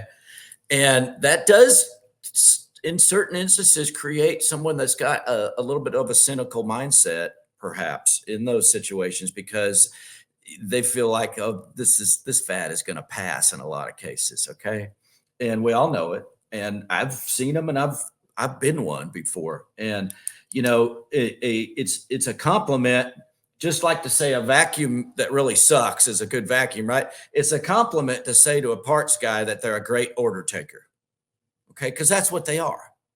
All right. They're inventory managers, and they take your order. If they take a great order and deliver that, then that's the epitome of their job. But I think that going forward, to answer your question, Kaylee, is that we got to focus our parts managers on being production leaders. I see some good ideas that are floating around about how to do that. And in many cases, it's about working your pay plan. And what is that pay plan of the parts manager? Is it focused on production? And for example, Ed, you guys may do this, is the parts manager is often paid on the productivity of the service department. All right. And like Mike mentioned, the more silos we got, the less that we're together as a team operating as one unit for the sake of the customer. If we get the customer taken care of, guess what? All of our goals and objectives get taken care of too. So going forward, I think you guys can appreciate that a parts manager is really going to need to be focused as being a production leader. Yeah, I agree with that 100%. Production leader is exactly, yeah, that, I mean, it's the position is definitely evolving, and it's a really cool thing to see, being that I've been in it for 10 years and I've just seen how much it's changed, and the mindsets. It's really exciting. I'm excited for what's to come this year and what's to continue, because you know, with Ed, with what you guys are doing with mobile service, I think that's a huge opportunity. There's some opportunities with online sales. There's so much opportunity. You just have to figure out what's going to work for your market and your customers. Really, you're meeting them where they want to be. Absolutely. And Ted's joining in there, but since COVID, the light has been shined on fixed ops. We've had little pockets where we had a little recession and we focus on fixed ops, but COVID hit. Nobody came in and bought cars. Then we had the chip shortage. They couldn't build cars. And guess what? Dealers had to survive with fixed ops. And the weakest part, or not the weakest part, the area with the most opportunity is to make our shop more efficient. And the way we make our shop more efficient is have a more efficient parts department. So the last couple of years has really shined the light on parts managers. And that's what's allowed us to be able to go out and have these conversations and talk about the technology that can help them. Think about Zoom. Zoom was there before COVID, but we all embraced it during COVID. The technology is already there. We just hadn't embraced it yet. Yeah, and you got to love change. Change is inevitable, but if you embrace it, I got to tell you, there's nothing that's going to hold you back. Very refreshing. Wow. Great panel. Kaylee, a lot came out here, and you know, we learned a lot about everybody on the panel. John Fairchild, you know, great. We have to get you some captions. This way we don't have to, you know, hold up all the signs. So there we go. So Kaylee, you're headed to NADA later in the week. Yeah. Congratulations again. I mentioned that you are speaking. What are you going to be talking about at NADA? What's the topic this time out? The title is what is the title? Purposeful inventory management. Oh, the potential with purposeful inventory management. So kind of what we're talking about here. So I'm really excited to deliver and just provide more insight to what parts managers are you know, dealing with, because I get a lot of feedback from, you know, dealers and GMs that they don't really know what's going on in their parts departments. So I'm excited. Everybody, if you're traveling to Las Vegas this week, be sure to see Kaylee's sessions at NADA. They'll be exciting, and you know, she has brought the spark to parts. Okay, and parts is hot. Okay, John Fairchild is speaking also with our good friend Sir Shon Kingrey as well. So be sure to see John Fairchild at the NADA show as well. Ed Roberts, thank you for all you do for the industry, and Mike Weldon, as always. Amazing stuff. So, Kaylee, thank you. And thanks for putting all this together. Thank you. Everybody, Kaylee Felio with the PartsEdge panel here today at the Fixed Ops Roundtable. Obsessed with creating the perfect inventory? Us too. PartsEdge gives you the tools you need to outpace the competition and provide the highest level of service to your customers. PartsEdge is a powerful tool for parts managers to get the job done faster. Imagine what it was like when the impact wrench arrived. It made mechanics 3 times faster. Getting the job done without the latest technology makes it difficult to keep up. Besides all the other responsibilities you have, you work hard to have all the right parts you need when you need them. PartsEdge was designed by parts people for parts people to make that job a lot easier. PartsEdge saves you 4 to 6 hours every week and can increase your sales by 10 to 20% in just 12 months. Not bad for your bottom line. Take your obsession to perfection with PartsEdge. Call us today to find out what PartsEdge can do for you.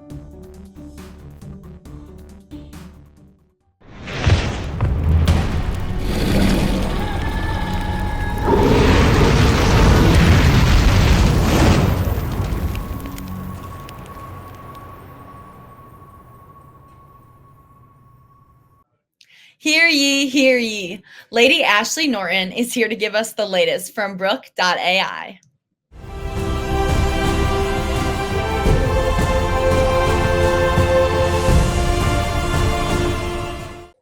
Welcome back to the Fixed Ops Roundtable. Ashleigh Norton, the marketing director at Brooke AI, is with us, a great friend of the retail community and the Fixed Ops Roundtable. Ashleigh, welcome back to the Fixed Ops Roundtable. Hi, Ted. It's so good to be back. I'm here live from the Brooke AI news desk. I see that. I like that. I like everything that you guys got going on. So, hey, here we are, end of the month, right? End of January, on the cusp of NADA, in a couple days. And I thought it'd be a good time for us to get together and, ask you about some of the latest developments at Brooke AI. You're all over the show. I love the segment that Tiffany did with X Time on the integration there. You have that like no other. So tell us a little bit about the latest news at Brooke AI and what makes these updates so exciting for users. Yes, so we've kind of been alluding to this on the past couple of shows, and it has been a beautiful work in progress. And it's so exciting. Internally, we've kind of called it Operation 2.0 for Brooke. So she has moved over to a fully, truly autonomous operational model. And we can get into all the logistics of what that means. But really, like when we started this whole thing back in 2021, we were kind of at the ground floor of what AI could do. And just solving the basic issue of answering the service calls during hours, after hours, and getting appointments scheduled. But as you know, AI has moved at the speed of light in the last couple of months. I mean, it's everywhere. So Jason, our COO, he is so incredible at staying ahead of the technology. And getting Brooke moved over to this new model has just taken off for us. Lots of really great features, but really a lot of faster speed, faster responses. I mean, she's now like your veteran service advisor, if you will. Well, let's talk a little bit about that technology. And we love Jason Beckett here at the Roundtable. How has Brooke AI evolved? I know you're ahead of everybody else in this field, but in terms of the technology, since Brooke got started, and what are the key drivers moving forward in this evolution? Yeah, so I mean, she's evolved she has truly the most advanced conversational AI that's even available today. And I don't think she'll ever stop evolving. I don't think we'll ever be done developing Brooke. But what's really exciting about this is she can handle these customer inquiries that are more complex. She can better capture what's being said in the way that people ask questions. Not everybody just calls the service department and says, I need an oil change. So being able to more rapidly, more autonomously understand and process human speech and all the quirks and variations, the speech patterns. That panel that you just alluded to with X Time, Tiffany played an incredible call with a tough accent, and Brooke handled it flawlessly. So the goal with moving over was not just to increase her speed in responding, but really her accuracy. There's automatic speech recognition, ASR, natural language processing, NLP, like all the lingo that goes behind it. But yeah, she's just bigger, better, and faster, starting now. Customer experience is all over this event. Everyone's talking about it. I would imagine these new features are going to enhance that Brooke has, the overall customer experience. Yeah. One of the big ones that's really exciting. Well, I think there's three top features that are really exciting for customer experience. One being the personalized greetings.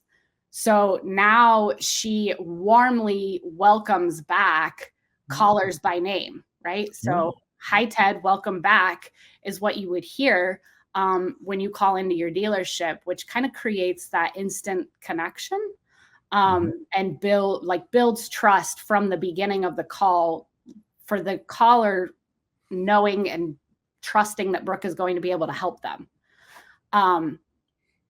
So that's one. Another one is more advanced negotiations of date and time handling, which something funny that we listen to a lot. So Brooke will offer up your first appointment, and you hear on 90% of calls, customers pause because they don't know their own schedule when they call in. It's like, sure. Want Brooke to know the dealership schedule, and then they pause like, oh God, I don't know my schedule. But with that, there can be a lot of back and forth with trying to negotiate and find the right date and time. Customers can ask for a day specifically. She's going to go to that day. They can say something like, well, I need to come in the morning. Or I heard one where he said, well, I'm going to drop my son off at soccer. What do you have after that? Sure. Yeah. So the negotiation of date and time handling is much more advanced. And then the one that really excites me is contextual memory. And what that means is, Ted, you call in and you say, well, I need to book an oil change and I need to order a key, right? And so Brooke is going to remember that you also need to order a key. She's going to go through the process, get your oil change booked, negotiate with you when you're available, when you can come in. And then after all of that, which takes about 2.5 minutes, then she's going to remember, oh yes, Ted needs to order a key, remind you that you need to order a key and get you over to the parts department. And I love that because I would forget, right? By the time I've got my schedule up, I'm looking at my calendar, I'm trying to figure out when I can bring my car in. I would have already forgotten that I needed to order a key and hung up and had to call back in. So that's one that's really exciting. How about operational efficiency? You're making major advancements there, Brooke. How's that going to contribute to, efficiency for businesses? Well, she's taking a lot more off of not just your service advisors, but I think most dealerships today have some sort of a service BDC. And letting Brooke take the brunt of the most common calls frees up the BDC to work on what they're supposed to be doing, which is business development and customer retention. And so, the operational efficiency just goes up. Do we want to replace staff? No. We want to help dealers maximize the staff that they have. And let service advisors do what they do best, which is working with the customers in the lane. I love it. Here we are, end of January. Looking forward, I know you got a lot of stuff in the works for Brooke. What can dealers and users expect from Brooke AI in terms of new features and capabilities? What are you working on? What's coming down the road? So now that the Operation 2.0 has come to completion, we are working fast and hard on expanding our integrations. So Xtime was our partner through all of the development. So we have the Xtime integration. We have the DMS going through CDK, Reynolds, PBS, Automate. The next one's coming. We just this month, January, released Update Promise, which I know you are very close to the folks at Update Promise. We're very excited about that. Dealer Effect should be around the corner in a couple of weeks. And we're going to keep going from there. I mean, we want to be able to give any dealer that want to take advantage of this kind of technology the ability to do it, and the deep integration. We train our team on these integrations so that they understand how to help our dealers set things up to make Brooke all that she can be. Anytime you have a new technology, there's going to be challenges. What have been some of the challenges that you can speak to in developing some of the new features, and how did you overcome them?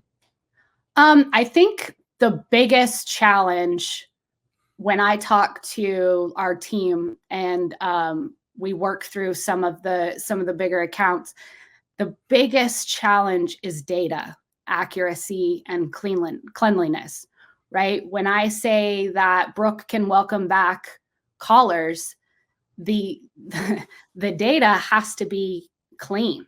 If Ted, you have called in from one phone number, you've called in from your home phone, or you called in from your cell phone, you've got all these multiple profiles, and the dealership hasn't done any work to try to dedupe some of the dirtiness of the data.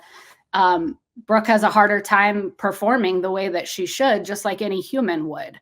So I think that's been a big thing to overcome, to understand, right? Just to understand, well, why did this fail? We have an entire Q&A department that's all they do, is look into calls that weren't successfully booked and figure out why it happened, and how to train our team to help the dealers fix the settings that matter. So I think that's probably been the biggest challenge is data. AI is everywhere now, and you're seeing it, and it's in our everyday lives. You got a great market position there at Brooke AI.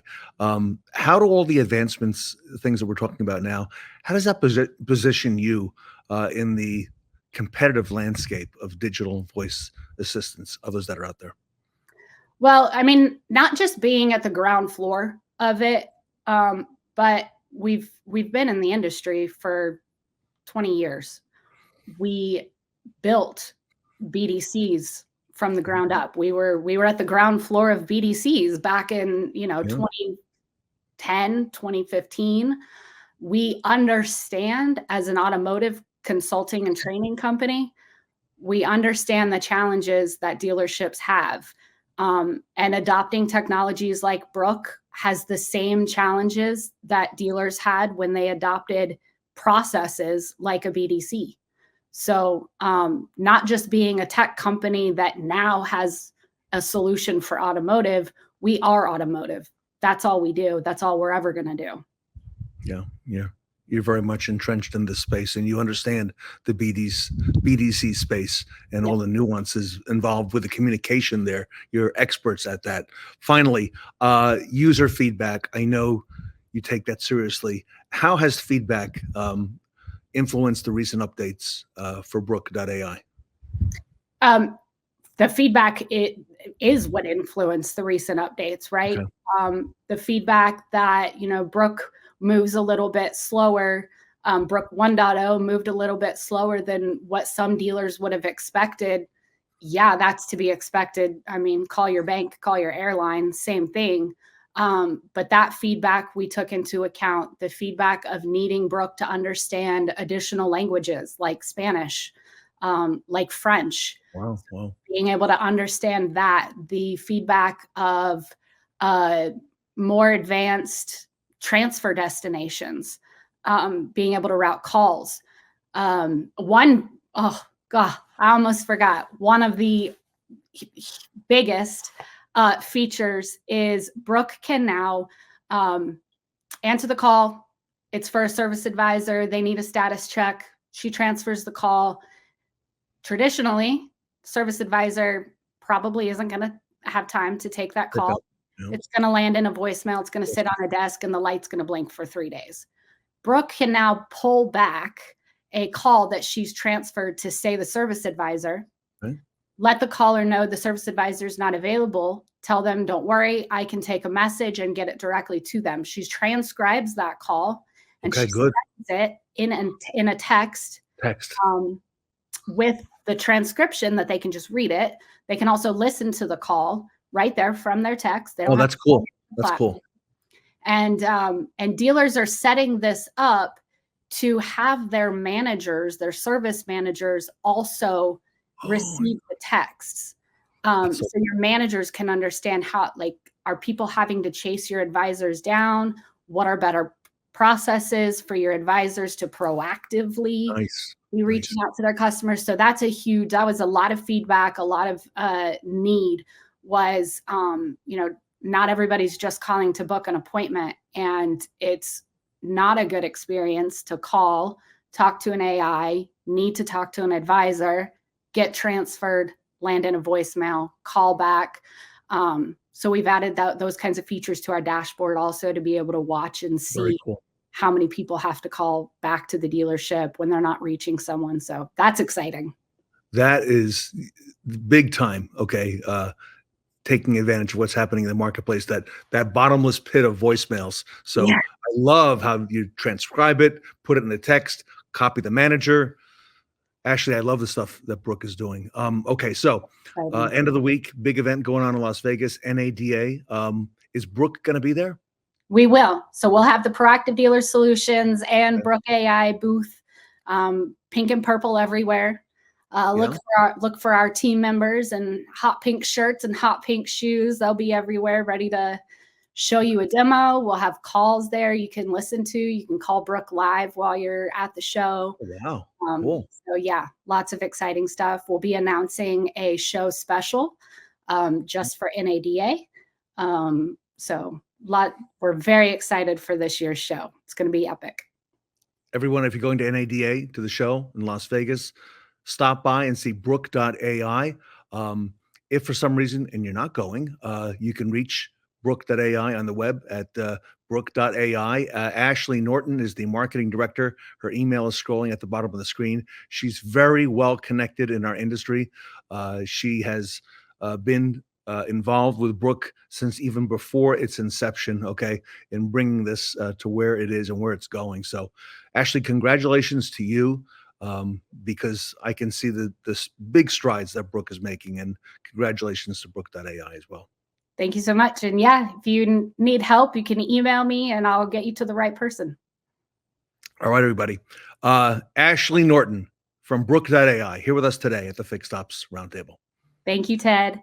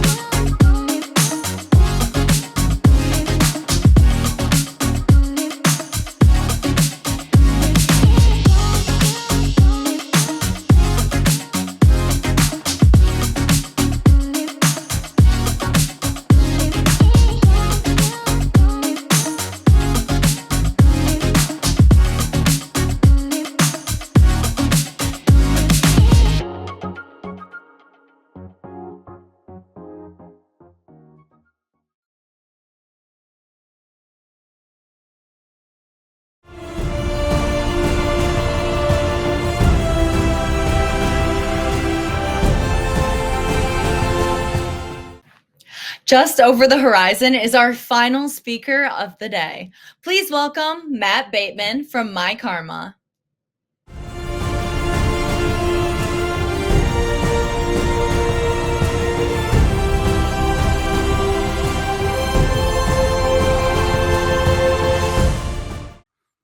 Welcome back to the Fixed Ops Roundtable. Matt Bateman is the Vice President of Marketing at myKaarma, a great friend of the Fixed Ops community.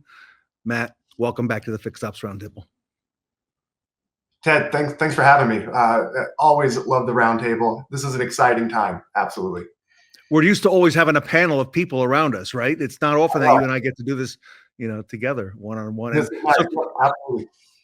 So first of all, congratulations to you and myKaarma on all the success that you're having. And I want to talk a little bit with you today about some of the things that you've got in store. What great strides myKaarma is making throughout the industry. And what a great time, Matt, to be in our industry.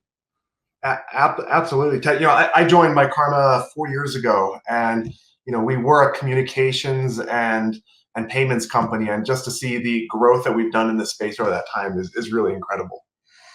Well, I want to pick your brain because I know you're working with a lot of dealerships. I hear about myKaarma all the time. Where I go for service, the dealership uses myKaarma, and I get the videos, and I enjoy watching them. Matt, tell us, what trends are you seeing right now in dealership fixed ops? What are you seeing out there? Yeah, we're seeing three big trends right now, changing in the space right now. And the first one is something that we've been working on behind the scenes for a while, and that's around surcharging. And surcharging, boy, this is controversial, right? And I know anyone listening perked up and goes, surcharges, what's that? Well, last time you went out to eat, there's a very good chance that on the bottom of that receipt was a little note that said, hey, if you're paying with a credit card, there's going to be a surcharge fee on there, right? We didn't see that a couple of years ago. It didn't exist. And now you see it everywhere in the service industry. And for better or for worse, it's hitting all industries, including the automotive industry. So we're very much about those customer expectations and those interactions. And we feel that there's an opportunity to make that the right experience for dealers and their vehicle owners. That's one. The second trend that we see is a real focus on BDCs. We work with a lot of BDCs at myKaarma, and so how they're operating the technology is the second one. And then the third one, which kind of ties into that, is AI. We hear about AI, I feel like every day it's in the news, but there's real specific ways that AI is impacting dealerships right now. Well, fascinating. From your perspective, and I know you see a lot there at myKaarma. Let's talk a little bit about that first one, the surcharges. Mm-hmm. Tell me more about it. And I've seen more and more about that coming to fruition now, like you said, in the last few months and years.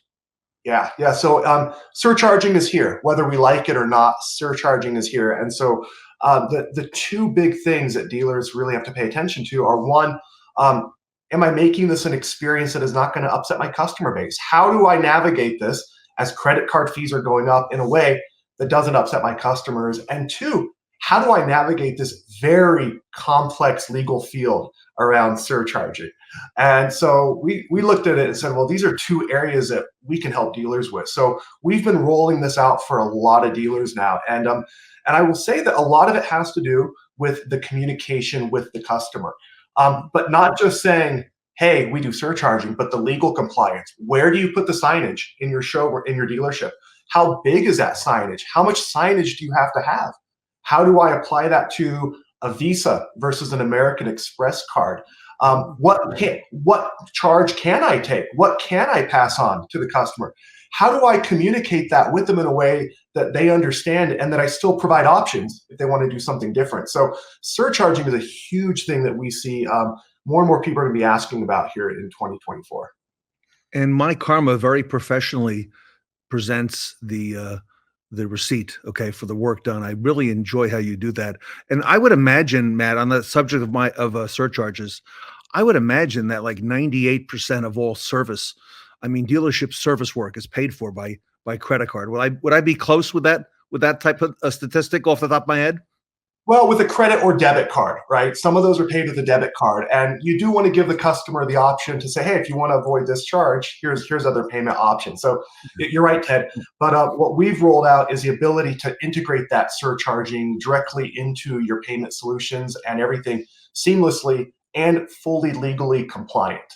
And that's the part that so every dealer, when we do these webinars about once a month, people hop on our myKaarma surcharge and payments webinars.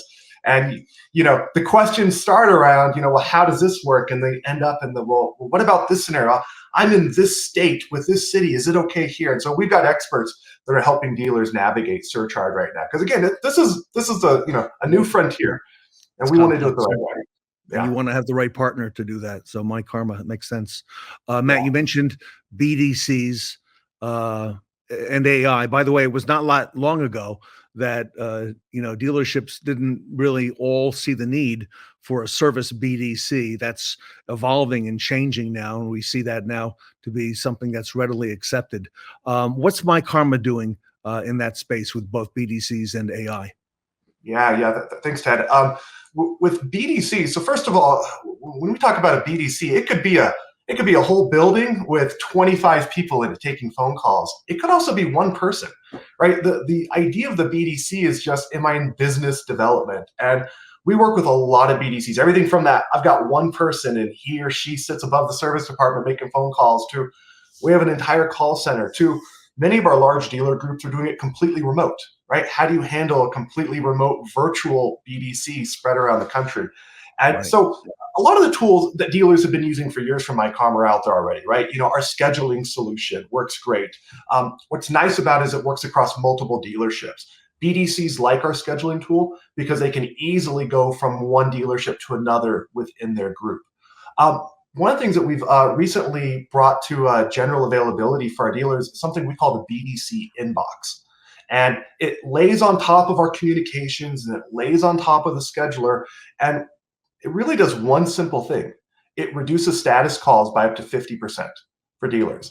This BDC inbox, we talk about coverage without conflict. Yeah. So bring those calls in and intelligently route them. And this is not necessarily the AI I'm talking about, but there's a little behind the scenes here of, depending on the status of what's going on with that repair order, who should be taking that phone call? And you talk to any BDC manager, and the biggest waste of their time, right, is someone calling into the BDC saying, what's the status of my car, right? They don't know. That call has to get routed over to the advisor. So we can set those things up. And what we're finding is that not only are we reducing status calls by 50% when we have this type of routing, but we can actually increase the output of BDCs. And what do you mean? Well, if I'm spending less time taking these calls because I'm routing them to the right people to begin with, now I've got more time to do that type of follow-up with my customers, to do my outbound calls, to fill the appointment with schedulers. So that's really what's going on with BDCs right now. And I just think as you see more dealers consolidate, right, more groups, more of them are taking advantage of BDCs. So in my opinion, I don't know, Ted, if you see it differently, but it's hard to come across a dealer or dealer group without some sort of business development. Again, whether it's one person or it's 24 people, right? They've got that aspect. Yeah, makes sense. And AI is playing a big part now moving forward in our industry. You've got to have some of that built in already, or working with that. A little bit, yeah. So myKaarma's been working with AI before AI was a term, right? Before AI was cool. We've got things built in like sentiment analysis. We can tell, we can actually turn on for a dealer the ability to see, is this customer happy or are they not happy? Just by the tones and the words they're using in those messages back. And we can flag that up to a dealership manager. And I will say, without saying the words, you can imagine certain words will flag it. Certain emojis, right? Someone sends you a negative emoji. We can flag that as this is a customer who's not upset. So there's that happening, which we've been doing for years behind the scenes. But here, at the end of 2023, we'd announced a partnership with Stella AI. I'm sure you're familiar with Stella. Yes. And we're doing some really cool stuff with Stella and other AI partners out there, which is they're taking advantage of our open APIs and being able to have that when a customer calls into a dealership, who answers that initial phone call? Well, Stella, right? She answers the phone. And based off of the conversation, can instantly route that right into, again, the BDC or the advisor. And based off of certain simple types of appointments, we can get that whole thing booked and pushed right into myKaarma automatically. Now, Ted, I will say, we're not out of the woods on AI yet. There's still a long ways to go with this. And one of the best practices we see is you want to keep that to the simple stuff. The oil changes, the tire rotations. You want to make it easy for your customer to be able to quickly get a hold of a live person when they need to. So we're early adopters into AI, but we also recognize that there's a lot of opportunity to go ahead and play it safe, play it the right way, pay attention to how your customers are handling it. So there's a lot of stuff happening with AI right now. Hard to believe we're at the end of January already. We're 4 weeks into the year. End of the week is NADA. You excited about that, Matt Bateman? Very excited. Getting ready to head out there. I'm looking forward to it. Glad to be back in Vegas this year. A lot of things I've been talking about with you today, we're going to be showing off at NADA as well. Okay. All right. So I see the booth number scrolling in the bottom there. NADA booth number 2170W. Okay. And so what can we expect there? I'm sure you're going to have the latest and greatest when people come see you. Yeah, so we're right there. I think we're right next to the big CDK booth, so you can't miss us. All these things we've talked about, but plus, we've been working on an amazing multi-point inspection tool for the last couple of years, and we're rolling out our different workflows with that. Our friends on the mobile service panel, they've got a different workflow than someone who might be doing express or main shop. So we're building those pieces out, tying it all together. We've done enhancements to our mobile check-in solution. Right. So when I say mobile, it can be on the service lane, it can be somewhere else. And then the way all these tools tie together, that's the exciting story that we're talking about this year. How everything from, the communication to the video to the MPI to, the complexities around payments and surcharging to how your BDC is handling. How do you tie all of this together so the communication makes sense, the customer's expectations are exceeded, and frankly, it's a solution that your employees want to work with as well. So that's what we're focused on. We're excited to show off everything we've been doing. Matt, great to see you. You too, Ted. Appreciate it. Thanks. And thank you for all that you and for myKaarma that you do for our industry. And what a great time to be in retail automotive. Everybody, Matt Bateman. Matt is the Vice President of Marketing at myKaarma. You can reach out to, if you don't see Matt at NADA this week, myKaarma.com. His email is scrolling at the bottom. Great friend of the Fixed Ops Roundtable. And Matt, thank you for all you do with the mobile service panel as well. We're grateful for you on that as well. Appreciate it, Ted. Thanks for everything you do. Thank you. Matt Bateman, everybody, from myKaarma here today at the Fixed Ops Roundtable. myKaarma. Everything fixed ops in one place. The first truly unified solution for fixed operations. A comprehensive suite of key applications, deeply integrated with software and DMS providers, and open APIs that offer unprecedented opportunities for dealerships to build custom solutions. myKaarma, a proven name with over $21 billion in payments processed, 423 million text messages transmitted, and over 9.5 million videos recorded. myKaarma users enjoy an average 16% lift in RO dollars. And innovative solutions like our Advanced Scheduler Plus and Service Cart Video MPI transform the service experience. myKaarma. Find out more at NADA booth 2170W.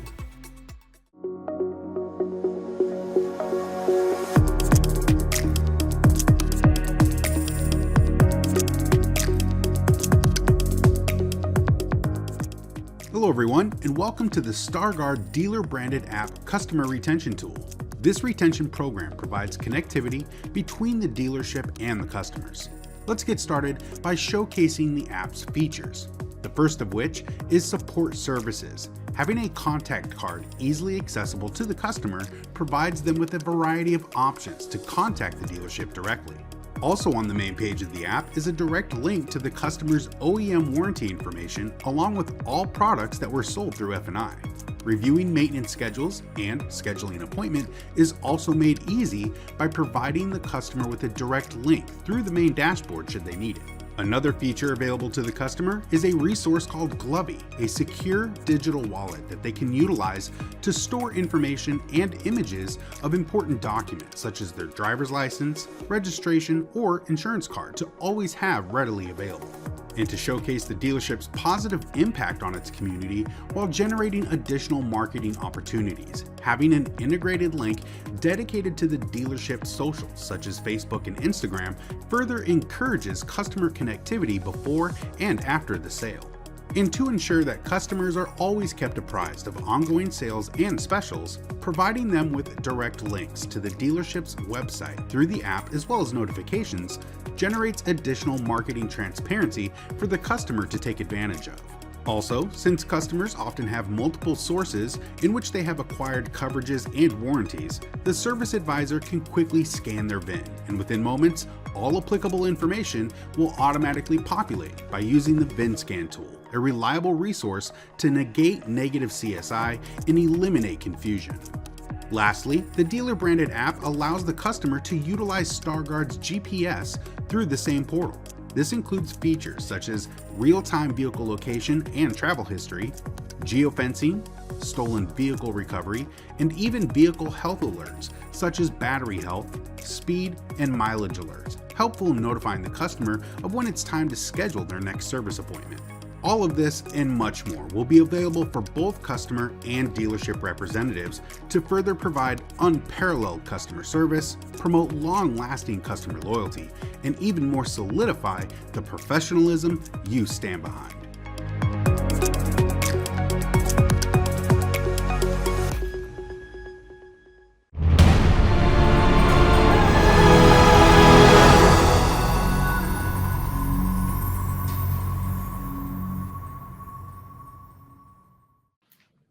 As another successful day with the Knights of the Fixed Ops Roundtable comes to a close, do not forget to vote for our Best Practice Awards that will be announced at the end of the event. Until then, we'll see you tomorrow for the fourth and final day of our fantastical event.